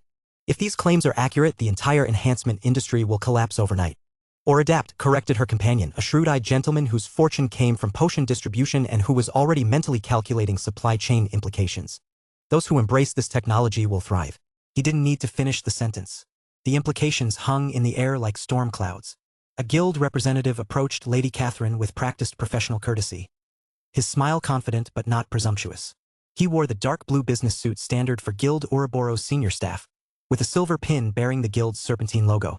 Lady Catherine, he said with a respectful nod. I'm Senior Sales Director Thomas Blackwood. I understand you have questions about our Etherite products. Questions? Catherine laughed, though there was no humor in it. Mr. Blackwood, I have accusations. You're claiming to sell S-rank quality healing potions for A-rank prices. That's either fraud or miracle working, and I'm not sure which prospect is more disturbing. I assure you, my lady, every product in this establishment has undergone rigorous testing by independent magical authorities, Blackwood replied smoothly, gesturing to the certification documents displayed on nearby screens. The Imperial Standards Bureau has certified our quality claims, and we offer a full money-back guarantee on all purchases. The Imperial Bureau? Marcus interjected, his eyebrows rising as he pulled out his phone to verify the claims. They certified S-rank potency at A-rank pricing? Not just certified, Blackwood confirmed with obvious satisfaction. Bureau Chief Aldwin personally oversaw the testing process. The results exceeded even our own projections. You can access the full certification reports through the QR codes next to each display. The mention of Bureau Chief Aldwin sent ripples through the nearby crowd. The man was renowned for his conservative approach to magical certification, famous for rejecting products that claimed even modest improvements over existing standards. If he had personally certified Etherite products, how is this possible? Lady Catherine asked, her business instincts warring with her incredulity. What makes Etherite so revolutionary? The technical details are proprietary, Blackwood admitted, but I can tell you that Etherite serves as a universal enhancement catalyst. It doesn't just improve potency. It stabilizes the enhancement process, reduces material waste, and allows for effects that were previously impossible to achieve reliably. He gestured toward another display case. For example, that regeneration elixir Amrita can regrow severed limbs in ascendant rank individuals. Previously, such healing required either supremely skilled healers or artifacts worth tens of billions of dollars. Now it's available for under $1 billion. The crowd around them had grown larger, drawn by the conversation and the obvious expertise of both the representative and the customers. Word was spreading through the atrium via social media and text messages that Lady Catherine, whose collection was legendary among the Empire's elite, was seriously considering purchases. The long-term implications, Marcus mused aloud while scrolling through certification documents on his tablet. If these products can be mass-produced at these quality levels and price points, the entire magical economy will restructure itself, Catherine finished. Traditional enhancement providers will be unable to compete. Guild hierarchies will shift based on access to Etherite. Even individual adventurer capabilities will be revolutionized when S-rank enhancement becomes economically accessible. The weight of what they were witnessing began to settle over the assembled crowd. This wasn't just a product launch. It was the opening shot in an economic revolution that would reshape magical society. Lady Catherine finally placed the healing potion back in its display case, though her fingers lingered on the vial as if reluctant to let go. Around her, other customers were making similar calculations, their faces cycling through disbelief, excitement, and grim acceptance of inevitable change. You're going to buy it, aren't you? Marcus asked, reading her expression with the familiarity of old friendship. Catherine hesitated for only a moment before nodding decisively. Not just one, she said, her voice tinged with the excitement of someone witnessing history. I'm going to buy enough to last through whatever chaos this creates in the traditional markets. She gestured to the sales director. Mr. Blackwood, I'd like to discuss bulk purchasing arrangements. As she spoke, similar conversations were erupting throughout the atrium. The initial skepticism was giving way to recognition, and with recognition came the urgent need to adapt quickly to a fundamentally changed landscape. Outside the complex, the line of luxury vehicles continued to grow as word spread through Avalon's financial districts via news feeds and social media. This was more than a successful product launch. It was the dawn of a new era in magical commerce, and everyone present understood they were witnessing the moment when the world began to change forever. Chapter 696. Market Launch 2. This is absurd, Callie murmured, her dark eyes scanning the holographic displays before her. A disbelieving smile tugged at the corners of her lips, equal parts incredulity and satisfaction. The numbers flickered and danced like an exuberant chorus line, each figure more staggering than the last. The revenue reports of Ouroboros, reflecting their Etherite domination across all 5 continents, painted a picture of unparalleled success. In just a few months, they had achieved the impossible, total market dominance. Callie leaned back, a hand brushing through her hair as she exhaled sharply. I knew we'd win, she muttered to herself. But this, it had been an expected outcome, at least on paper. Etherite was cheaper, better, and backed by powerful allies. Their supply chain was airtight, their logistics seamless. The 12 great guilds, despite their entrenched control of the market, were outmatched by sheer innovation.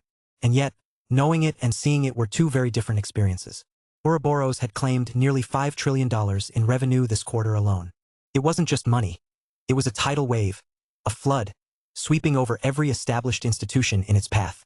The 12 great guilds, collectively titans in their fields, had reported a combined $10 trillion this quarter. Ouroboros had managed half their earnings, despite being a relative newcomer. "This is madness," Callie said aloud, though no one was there to hear her. She placed a hand on the edge of the display, steadying herself as the holograms shifted to showcase Ouroboros's rising stock price. The world, it seemed, was betting on Arthur Nightingale's audacity. Her thoughts strayed to the intricacies of the 12 great guilds' downfall. The guilds were confined to the central continent, thanks to imperial sanctions imposed by successive slate-mark emperors who sought to maintain control. Ouroboros, by contrast, had taken advantage of its multi-continental reach. Through shrewd connections, relentless paperwork, and well-placed bribes, they had bypassed the bureaucratic labyrinth that stifled others.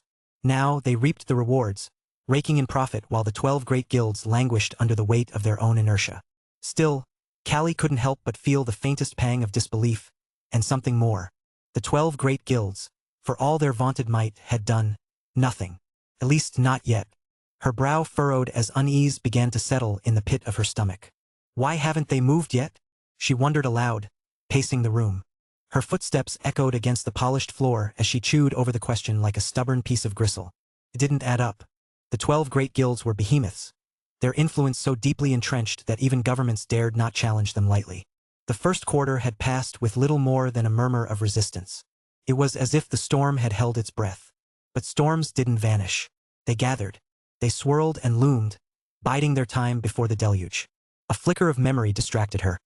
Arthur's calm, confident voice as he mapped out their strategy in meticulous detail. He'd seen this coming, of course. He always did. But even Arthur couldn't predict everything. Callie's thoughts darkened as she considered the inevitable. The 12 great guilds wouldn't remain idle. They were juggernauts, masters of consolidation and control. They would not go quietly into obscurity. No, their response would be swift, ruthless, and overwhelming. They would use every tool in their arsenal: diplomacy, propaganda, sabotage. If Ouroboros had stormed the gates, the 12 great guilds would retaliate with battering rams of their own. Her grip tightened on the edge of the desk. "They'll try to stifle us," she said softly, the words bitter in her mouth. "They'll cut us off from the slate-mark empire's markets. Maybe even try to break us apart entirely." Her gaze drifted back to the displays, where glowing numbers mocked the quiet dread taking root in her chest. She was rich now, unfathomably so. For the first time in her life, she held a fortune that dwarfed even her family's wealth. And yet, the euphoria of success was tempered by the cold knowledge of what lay ahead. For a moment, her mind wandered to the mana oath that had bound her to Arthur. Back then, she'd chafed at the obligation, resented the leash around her neck. Now she saw it differently. "I was beginning to feel bad for the mana oath," she thought, a wry smile tugging at her lips. "But Arthur made it work, didn't he?" The man was maddeningly capable, his plans unfolding with a precision that bordered on the divine. But even he wasn't invincible. Callie could feel the weight of the world pressing down on Ouroboros. And somewhere, beyond the glow of the holograms and the walls of this room, the 12 great guilds were stirring.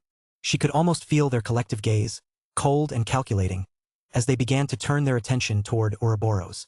"Let them come," she muttered, her jaw tightening as resolve hardened in her chest. "We're ready." But were they? The question hovered in the air, weighty and unspoken, as Callie turned her gaze back to the glowing displays. The numbers marched steadily upward, relentless as the tide. Each digit seemed to whisper promises of triumph, shadowed by murmurs of impending conflict. "Are you worried?" Jin's voice broke through her thoughts, sharp but not unkind.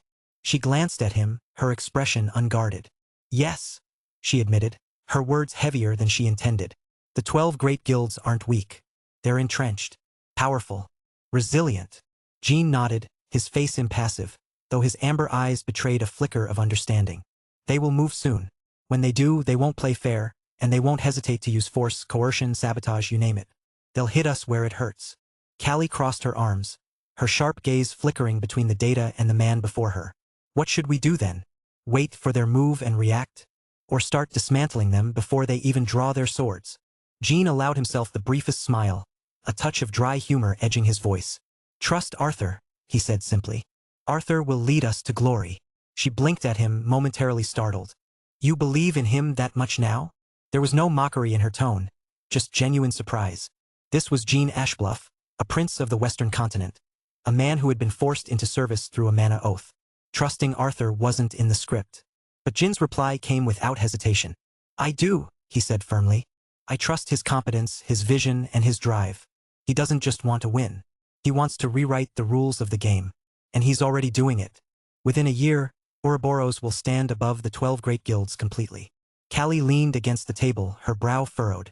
That's ambitious, even for him. But we need more than just money and market domination, Jean. You know that. The 12 great guilds are more than just businesses. They're pillars of power, wielding influence that stretches into the Slatemark Empire's politics, its military, its very fabric. Arthur knows, Jean replied, his voice low but steady, like the calm before a storm. And he'll do more than dominate the market. He'll crush the 12 great guilds. Not just beat them, but force them to kneel, to submit. The conviction in his voice startled her. This wasn't the man who had begrudgingly followed Arthur's orders in the early days. This was someone who believed, not out of obligation, but out of experience. Callie sighed, running a hand through her hair. That's a lot of faith to place in one man. Even Arthur. Jean tilted his head, a faint smirk playing at the edges of his lips. He's earned it. You've seen it yourself, Callie. Every time the odds are stacked against him, he doesn't just survive. He thrives. This isn't about faith. It's about fact. She looked back at the displays, at the numbers that now felt less like a triumph and more like a warning. I hope you're right, she murmured. Because if you're wrong. Jean cut her off, his voice sharp as a blade. I'm not wrong. And you know it. The only question is how far he'll go. And I, for one, am eager to find out. The room fell into a tense silence, filled with the hum of holographic screens and the distant echo of footsteps in the sprawling Ouroboros headquarters. Callie didn't reply, but the spark of determination in Jin's words lingered, settling in her mind like a seed. Arthur Nightingale had set the world on fire. And now, it seemed, he was determined to reshape the ashes into something no one had ever seen before, whether they liked it or not. Chapter 697. Market Launch 3. The private meeting room in the Imperial Palace was a study in understated opulence. Rich mahogany paneling, burgundy velvet drapes, and the subtle aura of power that came with centuries of political decisions. Reka trailed silently behind me, her presence as sharp and composed as ever, though I caught the slight tension in her posture that indicated her readiness for anything. My eyes settled on the woman seated across from the polished conference table, and I inclined my head in a respectful bow. I greet the Chancellor of the Slatemark Empire, Lady Amelia. Amelia von Vexus was a woman who could command a room with nothing more than the quiet assurance in her amber eyes. Her violet hair, a shade so striking it seemed almost otherworldly, cascaded down her back in effortless waves. Though she remained seated, her presence alone made the air feel heavier, charged with the authority of someone who held the Empire's fate in her hands. Guildmaster Arthur, she said, her smile as precise as her reputation for political acumen. She gestured gracefully to the leather chair opposite her, her perfectly manicured nails tapping a measured rhythm against her porcelain teacup. Please have a seat. I settled into the chair with deliberate calm while Reka positioned herself behind me, a silent guardian. Amelia's gaze lingered, assessing me with the calculating look of someone who had risen to become the youngest chancellor in the Empire's history. Fifth in power only to the Emperor himself and the highest-ranking nobles, she was not someone to underestimate. I hear Ouroboros is making quite the impression, she remarked, her voice carrying the deceptive serenity of still water concealing dangerous depths. Indeed, I replied simply, meeting her amber gaze without flinching. Which brings me to why I requested this meeting. I'm proposing exclusive military contracts with the Imperial family, for the Army, Navy, and Air Force. I want the Empire's military to adopt Etherite across all branches, supplied exclusively by Ouroboros. She raised a perfectly sculpted eyebrow, her teacup pausing midway to her lips. You ask for the impossible. I remained silent, allowing her the space to elaborate. Her expression didn't waver as she set the cup down with an almost imperceptible clink. Our military is bound by comprehensive contracts with Ferroclism Corporation for the development and supply of military technology, she explained, her tone maintaining its careful neutrality. Additionally, the Tower of Magic oversees significant portions of our strategic research initiatives. These agreements are deeply entrenched in our budget and bureaucratic framework. Breaking them would cost trillions in penalty fees. And yet, I said, leaning forward slightly, I'm asking you to do precisely that. Her amber eyes flickered with genuine surprise, though her composure remained intact. You want me to authorize diverting a substantial portion of the military budget to cover penalties of that magnitude? Not exactly, I replied, allowing a slight smile. The contracts with Ferroclism grant them exclusive rights to supply all existing categories of military technology. But Etherite isn't about making conventional weapons marginally better, it's about creating an entirely new generation of military capabilities. Revolutionary advancement, not incremental improvement. Your existing contracts don't account for technologies that didn't exist when they were signed. Her lips parted slightly as she processed my words. A contractual loophole, she said slowly, her legal mind immediately grasping the implications. Etherite doesn't merely enhance existing technology. It fundamentally redefines what's possible. The contracts remain technically intact, but their practical relevance becomes limited. Precisely, I confirmed. Once you witness what Etherite can achieve in military applications, Ferroclism's conventional offerings will appear antiquated by comparison. When that inevitability becomes apparent, you'll have every justification to replace them with Ouroboros. She studied me intently, her analytical gaze probing for weaknesses or deception. And you also want the Empire's guarantee against economic sanctions from other major powers? Yes, I replied without hesitation. With Imperial backing, we can stabilize our rapid expansion while accelerating the Empire's strategic advantages. It's mutually beneficial. Amelia's smile returned, sharp as a blade hidden beneath silk. And why should I risk the Empire's established relationships for an unproven technology? In response, I withdrew an envelope from my jacket and slid it across the polished table. Her elegant fingers retrieved it, breaking the wax seal with fluid precision. Her expression remained carefully neutral as she scanned the contents, but I didn't miss the subtle widening of her eyes or the slight tightening of her grip on the parchment. When she finally set the document down, she fixed me with a look that balanced amusement and disbelief in equal measure. You are either a visionary or completely insane, Arthur Nightingale. Perhaps both, I admitted, settling back in my chair with quiet confidence. But it's calculated audacity. Her gaze held mine for several heartbeats before she exhaled, the tension around her shoulders easing fractionally. Even so, I'll need comprehensive documentation before presenting this to the Minister of Defense. Politics at this level is played on a knife's edge, Guildmaster, and I don't play to lose. Neither do I replied, my voice carrying absolute conviction. I'll have detailed contracts and technical specifications delivered within the hour. Amelia gave a single, measured nod. Excellent. Then let us discover whether your Etherite can truly live up to its extraordinary promises. The meeting concluded with polite but meaningful exchanges, and as Reika and I stepped into the crisp afternoon air of the Imperial complex, I felt the weight of what had just transpired. This wasn't merely another business negotiation. This was the opening move in a campaign that would reshape the continental balance of power. In this game, failure was not an option. After Arthur and Reika departed, the meeting room settled into profound silence. Amelia von Vexus remained seated, her amber eyes fixed on the document Arthur had presented. A subtle smile curved her lips as her fingers traced the paper's edge, as though it contained secrets meant only for her understanding.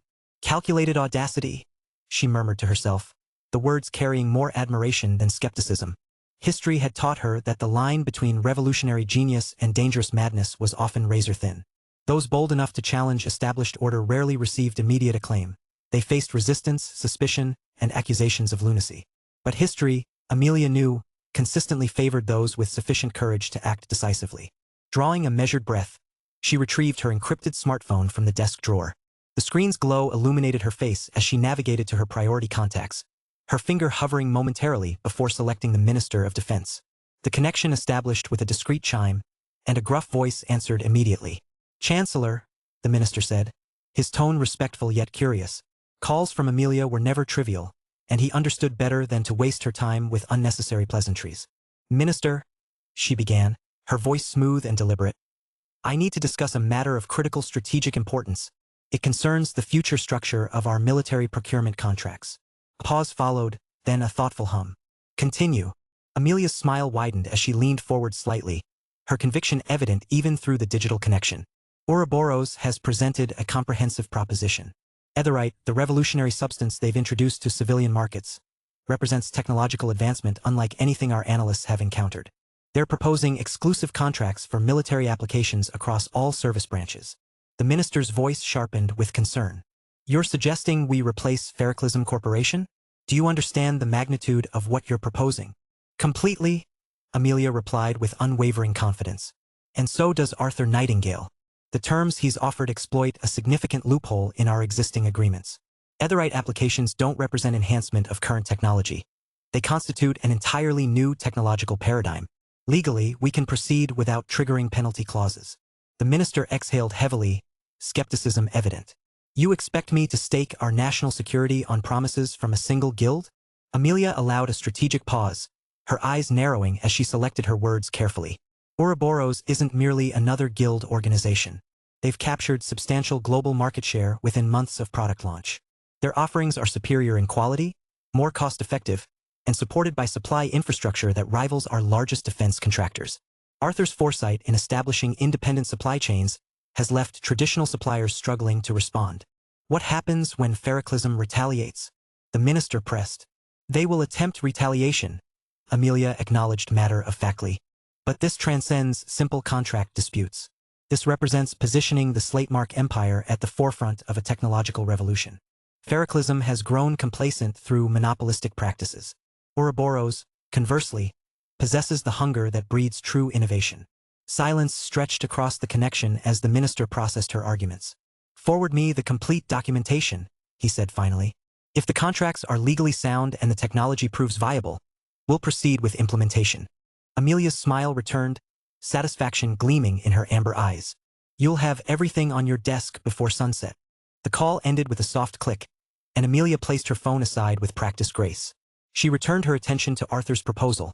The details of his audacious plans spread before her like a strategic map of an uncharted future. Feroclism won't know what hit them, she said quietly, her voice mixing admiration with anticipation. Rising from her chair, she moved to the expansive window overlooking the imperial capital. The city stretched endlessly before her, and she could already see signs of Etherite's influence beginning to reshape commerce and industry. The outlines of a new era were emerging through cracks in the established order. Chapter 698. Southern Continent, 1. Master, is this not dangerous? Reka asked, her violet eyes reflecting concern as she gazed out the window of our private jet. Below us, the azure waters of the Great Southern Sea stretched endlessly toward the horizon, marking our approach to the continent of powerful bloodlines and ancient beasts. What makes you think it's dangerous? I replied, one hand absently stroking Luna's dark hair as she slept peacefully across my lap. Feroclism is strong, Reka pressed, her voice carrying the weight of professional assessment. In terms of pure combat power, they stand at the helm of all the diamond-rank guilds. Their military connections run deeper than just contracts. They have personal relationships with generals, admirals, and commanders across the empire. I nodded, acknowledging her valid concerns. You're absolutely right. They are formidable opponents with incredible resources. Then why? Reka? I interrupted gently, shifting slightly to face her while being careful not to disturb Luna. When you go fishing, what's the most important element? She tilted her head, considering my question. The bait. Exactly. And what makes good bait effective? It has to be appealing enough to attract the target, but not so obvious that they recognize the trap, she said slowly, understanding beginning to dawn in her eyes. Feroclism is strong, and they know it. That strength breeds confidence, justified confidence in many cases. But confidence can become arrogance, and arrogance makes even the most powerful opponents predictable. I smiled, feeling the familiar satisfaction of a plan falling into place. They'll be wary, certainly. They'll take precautions. But they won't be careful enough, because their strength has always been sufficient before. Reka studied my expression for a long moment. You want them to attack. I want them to reveal their true nature in a way that can't be denied or spun by their public relations teams. Sometimes the best way to defeat an enemy isn't to outfight them. It's to let them defeat themselves. Luna stirred in my lap, mumbling something about butterflies before settling back into peaceful sleep. The sight of her innocent contentment made my chest warm with protective affection. I'm surprised Luna insisted on coming, Reka observed, reaching over to gently poke Luna's soft cheek with a small smile. She seemed so excited about this trip. I felt terrible about being so busy during the Etherite R&D phase and market launch, I admitted. Between the laboratory visits, political meetings, and strategic planning, I barely spent any quality time with her. She deserves better from her father. The guilt had been gnawing at me for weeks. Luna had been remarkably understanding about my absence, never complaining when I missed bedtime stories or had to cancel promised activities. But I'd seen the disappointment in her dark eyes when I had to leave for yet another urgent meeting, and it had cut deeper than any enemy's blade. So when I realized this southern continent trip would take several days, I decided we could combine business with family time. The Vizirian royal family understands the importance of family bonds. They'll appreciate that I brought Luna along. And the sightseeing? Reka asked with amusement. The southern continent has some of the most beautiful natural wonders on the planet. Luna should see them while she's still young enough to experience that sense of wonder. I looked down at my sleeping daughter. Besides, after everything she's been through, she deserves to make some happy memories. The jet began its descent toward Drakmor City, the southern continent's second-largest metropolitan area and a major hub for international commerce. Unlike the beast tamer capital of Valdris where I'd visited during my academy field trip, Drakmor was known for its stunning architecture and cultural attractions, perfect for sightseeing with an 8-year-old. Master, Reika said quietly. The other girls wanted to come too, didn't they? I groaned softly. That was a diplomatic crisis that nearly derailed the entire trip. Cecilia pulled out every argument from royal diplomatic necessity to I haven't seen the southern continent's famous gardens. Rose insisted her business expertise was essential for negotiations. Rachel claimed the southern continent's religious sites required Saintus-level inspection. Even Serafina submitted a formal request citing cultural exchange opportunities between Mount Hua and the Beast Kingdoms. How did you manage to convince them to stay behind? Barely. I had to promise individual trips to each of their preferred destinations once the Ferroclism situation was resolved. Cecilia gets a full royal visit to the Sunset Archipelago. Rose gets to negotiate trade agreements with the Eastern merchant princes. Rachel gets her pilgrimage to the northern continent's sacred sites. And Serafina. I paused, remembering her particular request. She wants to visit the ancient libraries of the Western academies. Reika laughed softly. You're going to be traveling for months fulfilling those promises. Worth it for some peaceful family time now, I replied, though I was already mentally calculating the logistics of 4 separate romantic getaways while managing guild operations and political maneuvering. The jet touched down smoothly at Drakmor International Airport, the city's skyline rising beyond the terminal windows like something from a fantasy novel. Crystalline spires twisted skyward alongside more conventional skyscrapers, while floating gardens drifted lazily between the buildings on magical currents.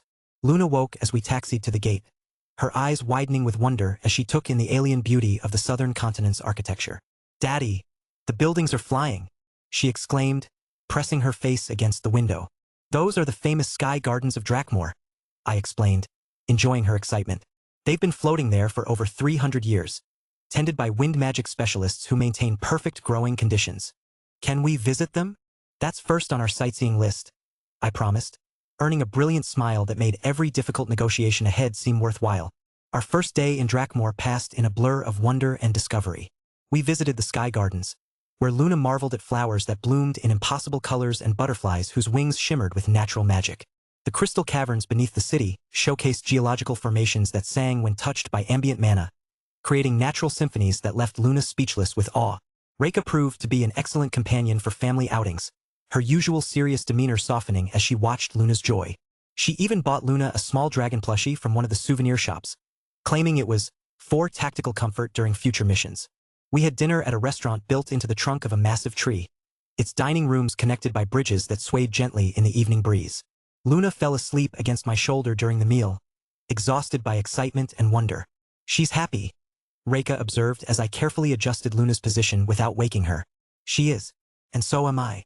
The simple truth of that statement surprised me. Despite the political machinations and strategic planning that constantly occupied my thoughts, these moments of pure family contentment felt more valuable than any business victory. Our second day was planned around the city's famous beast gardens, where visitors could safely observe some of the southern continent's more docile magical creatures. Luna was particularly enchanted by a family of miniature dragons who performed aerial acrobatics for treats. It was as we were leaving the gardens, Luna's hands secure in mine and Reika walking beside us with characteristic vigilance, that I saw her. Serafina Zenith stood beneath the garden's entrance archway like something from an elven fairy tale. Her silver hair caught the afternoon sunlight and seemed to glow with its own inner radiance, while her ice-blue eyes held depths that spoke of ancient magic and patient wisdom. She wore a flowing dress of pale blue that seemed to shift color with her movements, and her ethereal beauty made passers-by stop and stare in unconscious reverence. The half-elven princess of Mount Hua, one of the most reserved and enigmatic women I'd ever known, was the last person I'd expected to encounter on the southern continent. Serafina? I said, my voice carrying genuine shock. What are you doing here? Her lips curved in the faintest suggestion of a smile, an expression that on her normally composed features seemed almost revolutionary. When she spoke, her voice carried the musical quality of mountain winds through pines. I came for you, Arthur. Chapter 699. Southern Continent. 2. The moment of stunned silence stretched between us before Serafina's attention shifted to Luna, her ice-blue eyes softening with genuine warmth. Without hesitation, She gracefully knelt down to Luna's eye level and reached out to gently poke my daughter's cheek with one delicate finger. "Hello again, little one," Serafina said, her usually reserved voice taking on an almost musical quality. "You've grown even more adorable since our last meeting." Luna's face lit up with recognition and delight. "Princess Serafina, you came to see us." "Indeed I did," Serafina confirmed, her lips curving into one of her rare, genuine smiles. "And I brought many gifts for you from my travels through the Eastern continent. Beautiful things I thought a precious girl like you might enjoy." "Really?" Luna's eyes widened with excitement, bouncing slightly on her toes. "What kind of gifts?" "That," Serafina said with mysterious elegance, "will be a surprise for later." She straightened with fluid grace and, before I could fully process what was happening, slipped her arm through mine with the kind of natural familiarity that spoke of deep comfort between us. The gesture was subtle but unmistakably intimate, and I felt the familiar warmth that always accompanied Serafina's presence. "Arthur," she said, her voice returning to its characteristic measured cadence, "if you require assistance with your business endeavors here, I am at your disposal. Mount Hua maintains excellent relationships with the southern continent's ruling families." I couldn't help but smile at her offer, feeling a rush of genuine happiness at her unexpected presence. Despite the complexity it would add to my carefully planned trip, seeing Serafina again after weeks of separation felt like a missing piece clicking into place. "I'm always grateful for your support," I replied, covering her hand on my arm with my own. "Though I have to admit, I'm curious about what brought you all the way to the southern continent." "Business with the eastern trade routes," she said with characteristic precision, though I caught the slight warmth in her eyes that suggested there was more to the story. "It seemed efficient to coordinate my travel with yours." Reika observed our interaction with professional interest, though I noticed the slight relaxation in her posture that indicated she viewed Serafina as an ally rather than a threat. Luna, meanwhile, had moved to Serafina's other side and was chattering excitedly about all the things we'd seen in Drakmor. "Can Princess Serafina come with us to see more places?" Luna asked, looking up at me with hopeful eyes. "If she has time in her schedule," I replied, glancing at Serafina questioningly. "I believe I can make time," she said with that subtle smile that transformed her entire demeanor from ethereal princess to something more approachably beautiful. The rest of our afternoon took on a completely different character with Serafina's addition to our group. We visited the famous Whispering Fountains, where water danced through the air in impossible patterns guided by magic. Serafina's knowledge of magical theory added depth to Luna's wonder, as she explained how the fountains used emotional resonance to create their displays. At the Sunset Observatory, we watched as the afternoon light transformed the city's crystal spires into a symphony of colors. Luna sat on my shoulders to get a better view while Serafina stood close enough that her silver hair occasionally brushed against my arm in the gentle breeze. "It's beautiful," Luna declared as the light show reached its peak intensity. "Indeed," Serafina agreed, though when I glanced at her, I found her ice-blue eyes focused on me rather than the spectacular display. As evening approached, we made our way back to the Grand Drakmor Hotel, one of the continent's most luxurious establishments. The building itself was a masterpiece of southern architecture, with living wood forming elegant curves and spirals that housed guests in perfect harmony with nature. Our penthouse suite offered panoramic views of the city, but Serafina's attention was focused on the collection of wrapped packages she began retrieving from her spatial storage. Each gift was wrapped in silk and tied with ribbons that seemed to shimmer with their own inner light. "These are for you, Luna," Serafina said, arranging the presents on the suite's main table. "I thought of you often during my travels and couldn't resist acquiring things that reminded me of a certain clever little girl."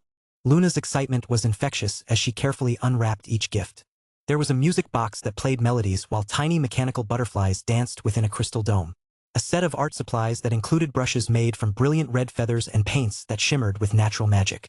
A collection of storybooks written in beautiful calligraphy, each one bound in leather that felt impossibly soft to the touch. But it was the final gift that made Luna gasp with pure delight. A delicate necklace featuring a pendant shaped like a butterfly, crafted from what appeared to be crystallized moonlight. "It will glow softly when you're happy," Serafina explained as she fastened the necklace around Luna's neck, "and provide protection from nightmares while you sleep." "It's the most beautiful thing I've ever seen," Luna whispered, touching the pendant with reverent fingers. "Thank you, Princess Serafina." "You are very welcome, little butterfly," Serafina replied, her voice unusually gentle. As Luna busied herself with arranging her new treasures, Reika caught my eye and nodded toward the suite's secondary seating area. "I'll help Luna organize her gifts," Reika said diplomatically. "Master, perhaps you and Princess Serafina would like to catch up on the balcony?" I shot Reika a grateful look as Serafina and I stepped out onto the balcony that overlooked Drakmor's evening skyline. The floating gardens were particularly beautiful at this hour, their magical luminescence creating a constellation of gentle lights against the darkening sky. "I really missed you, Arthur," Serafina said quietly, her usual composed facade softening as we stood together. The admission carried weight because it came from someone who rarely expressed personal emotions so directly. "I missed you too," I replied honestly, reaching out to take her hand. "More than I expected to." She was quiet for a moment, her ice-blue eyes reflecting the city lights below. "You have many girls who care for you," she said finally, her voice carrying a note of something that might have been vulnerability. "Cecilia, Rose, Rachel, Reka, you're surrounded by people who love you. Serafina, but I only have you," she continued, turning to face me fully. "Perhaps that makes me selfish, but I wanted you to know that my feelings haven't changed despite the complications in your life." The honesty in her voice, coming from someone so usually reserved, hit me harder than any dramatic declaration could have. Serafina's love wasn't demanding or possessive. It was simply there, constant and patient as mountain stone. "You're not selfish," I said, stepping closer to her. "You're incredible, and I'm sorry if I haven't made it clear how much you mean to me." Her ethereal beauty seemed to intensify in the soft light, silver hair moving gently in the evening breeze as she looked up at me. "Show me," she whispered. I cupped her face in my hands, marveling at the delicate perfection of her features and the trust in her eyes. When our lips met, it was with the careful tenderness that characterized everything about Serafina. Measured, meaningful, and infinitely precious. The kiss deepened gradually, years of restrained affection finding expression in the privacy of the moonlit balcony. Serafina's hands came up to rest against my chest, her touch light but unmistakably possessive. When we finally parted, she rested her forehead against mine, her breathing slightly uneven. "I know sharing you isn't ideal," she said softly, "but I would rather have a part of your heart than live without you entirely." "You don't have just a part," I replied, my voice rough with emotion. "You have all of me, Serafina, just as Cecilia does, and Rose and Rachel and Reka. My heart isn't divided, it's expanded." Her smile at those words was radiant, transforming her from ethereal princess to something warmly, vibrantly human. "Then I am content," she said simply, and in that moment, I believed her completely. From inside the suite, we could hear Luna's delighted laughter as she played with her new music box, the sound a perfect counterpoint to the peaceful intimacy of the evening.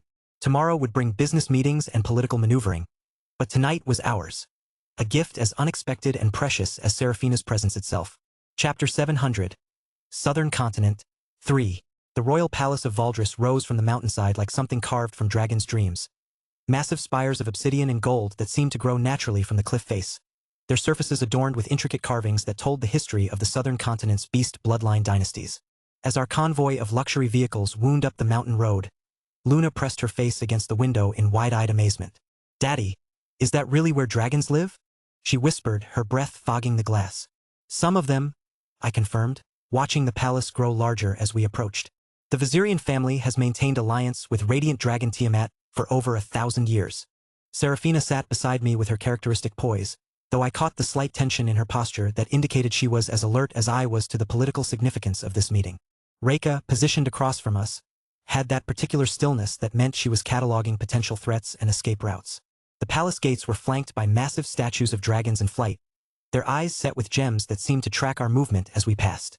Guards in ceremonial armor lined the approach, each one bearing the distinctive golden scales that marked them as members of the Royal Dragon Guard. We were escorted through halls adorned with tapestries depicting ancient alliances between dragons and the beast bloodline families, the artwork emphasizing partnership rather than dominance. The air itself felt different, charged with the kind of primal power that came from centuries of draconic presence. Prince Ian Vizirian waited for us in the throne room of scales, though he stood before the massive dragonbone throne rather than sitting upon it. At 19, he had grown into the promise of his royal bloodline, tall and broad-shouldered, with flame-red hair that seemed to move with its own inner fire and golden eyes that held ancient wisdom beyond his years. "Arthur, Serafina." His greeting was warm and genuine, the formal protocols giving way to the familiarity of academy friendships.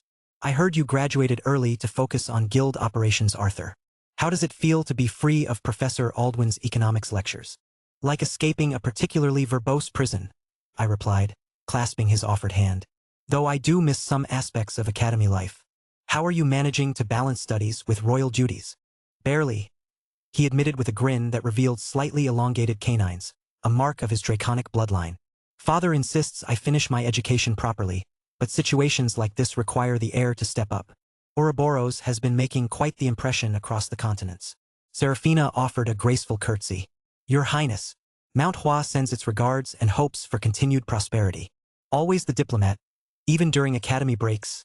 Ian laughed. Though I notice you didn't come alone this time, Arthur. His golden eyes had found Luna, who was standing slightly behind me and staring up at him with the fascinated expression of a child meeting her first real prince. The butterfly pendant Serafina had given her caught the light from the room's crystal chandeliers. This is Luna, I said, placing a protective hand on her shoulder. My daughter. Ian's eyes widened before his expression shifted to one of delighted surprise. Well, that's a development the Academy Gossip Network definitely missed. Hello, Princess Luna. Luna giggled at the title. I'm not a princess, Your Highness. I'm just Luna. Nonsense, Ian said with mock seriousness, crouching down to her level. Anyone brave enough to visit a dragon princess palace is definitely princess material. Plus, your father's practically royalty himself these days. The ice broken, we moved to a more comfortable meeting room where the serious discussions could begin. Luna was escorted to an adjoining playroom by palace staff who specialized in entertaining young guests, while Reika positioned herself where she could observe both rooms. Father sends his regrets that he couldn't meet with you personally. Ian began as servants brought refreshments. The council is in session, dealing with territorial disputes in the southern provinces against the Abyssal Kin. But he's authorized me to negotiate on behalf of the southern continent's beast bloodline families. I appreciate the trust, I replied, especially considering you're juggling this with your academy responsibilities. Actually, this counts as my practical politics final project, Ian said with a wry smile. The next several hours were spent in detailed discussions about Etherite applications, market access, and the political implications of the technology. Ian proved to be every bit as sharp as I'd expected. He grasped the revolutionary potential of Etherite immediately, while also demonstrating a mature understanding of continental power dynamics that belied his 19 years. The healing applications alone would transform our aerial combat capabilities, he said, reviewing Priscilla's technical specifications. Our rider bloodline families operate in environments where conventional medical support is impossible. Exactly, I confirmed. Etherite-enhanced healing potions can function in extreme temperatures, high altitudes, even in the presence of hostile magical fields. Serafina added her own observations about supply chain logistics and defensive applications, her analytical mind complementing the strategic discussion perfectly.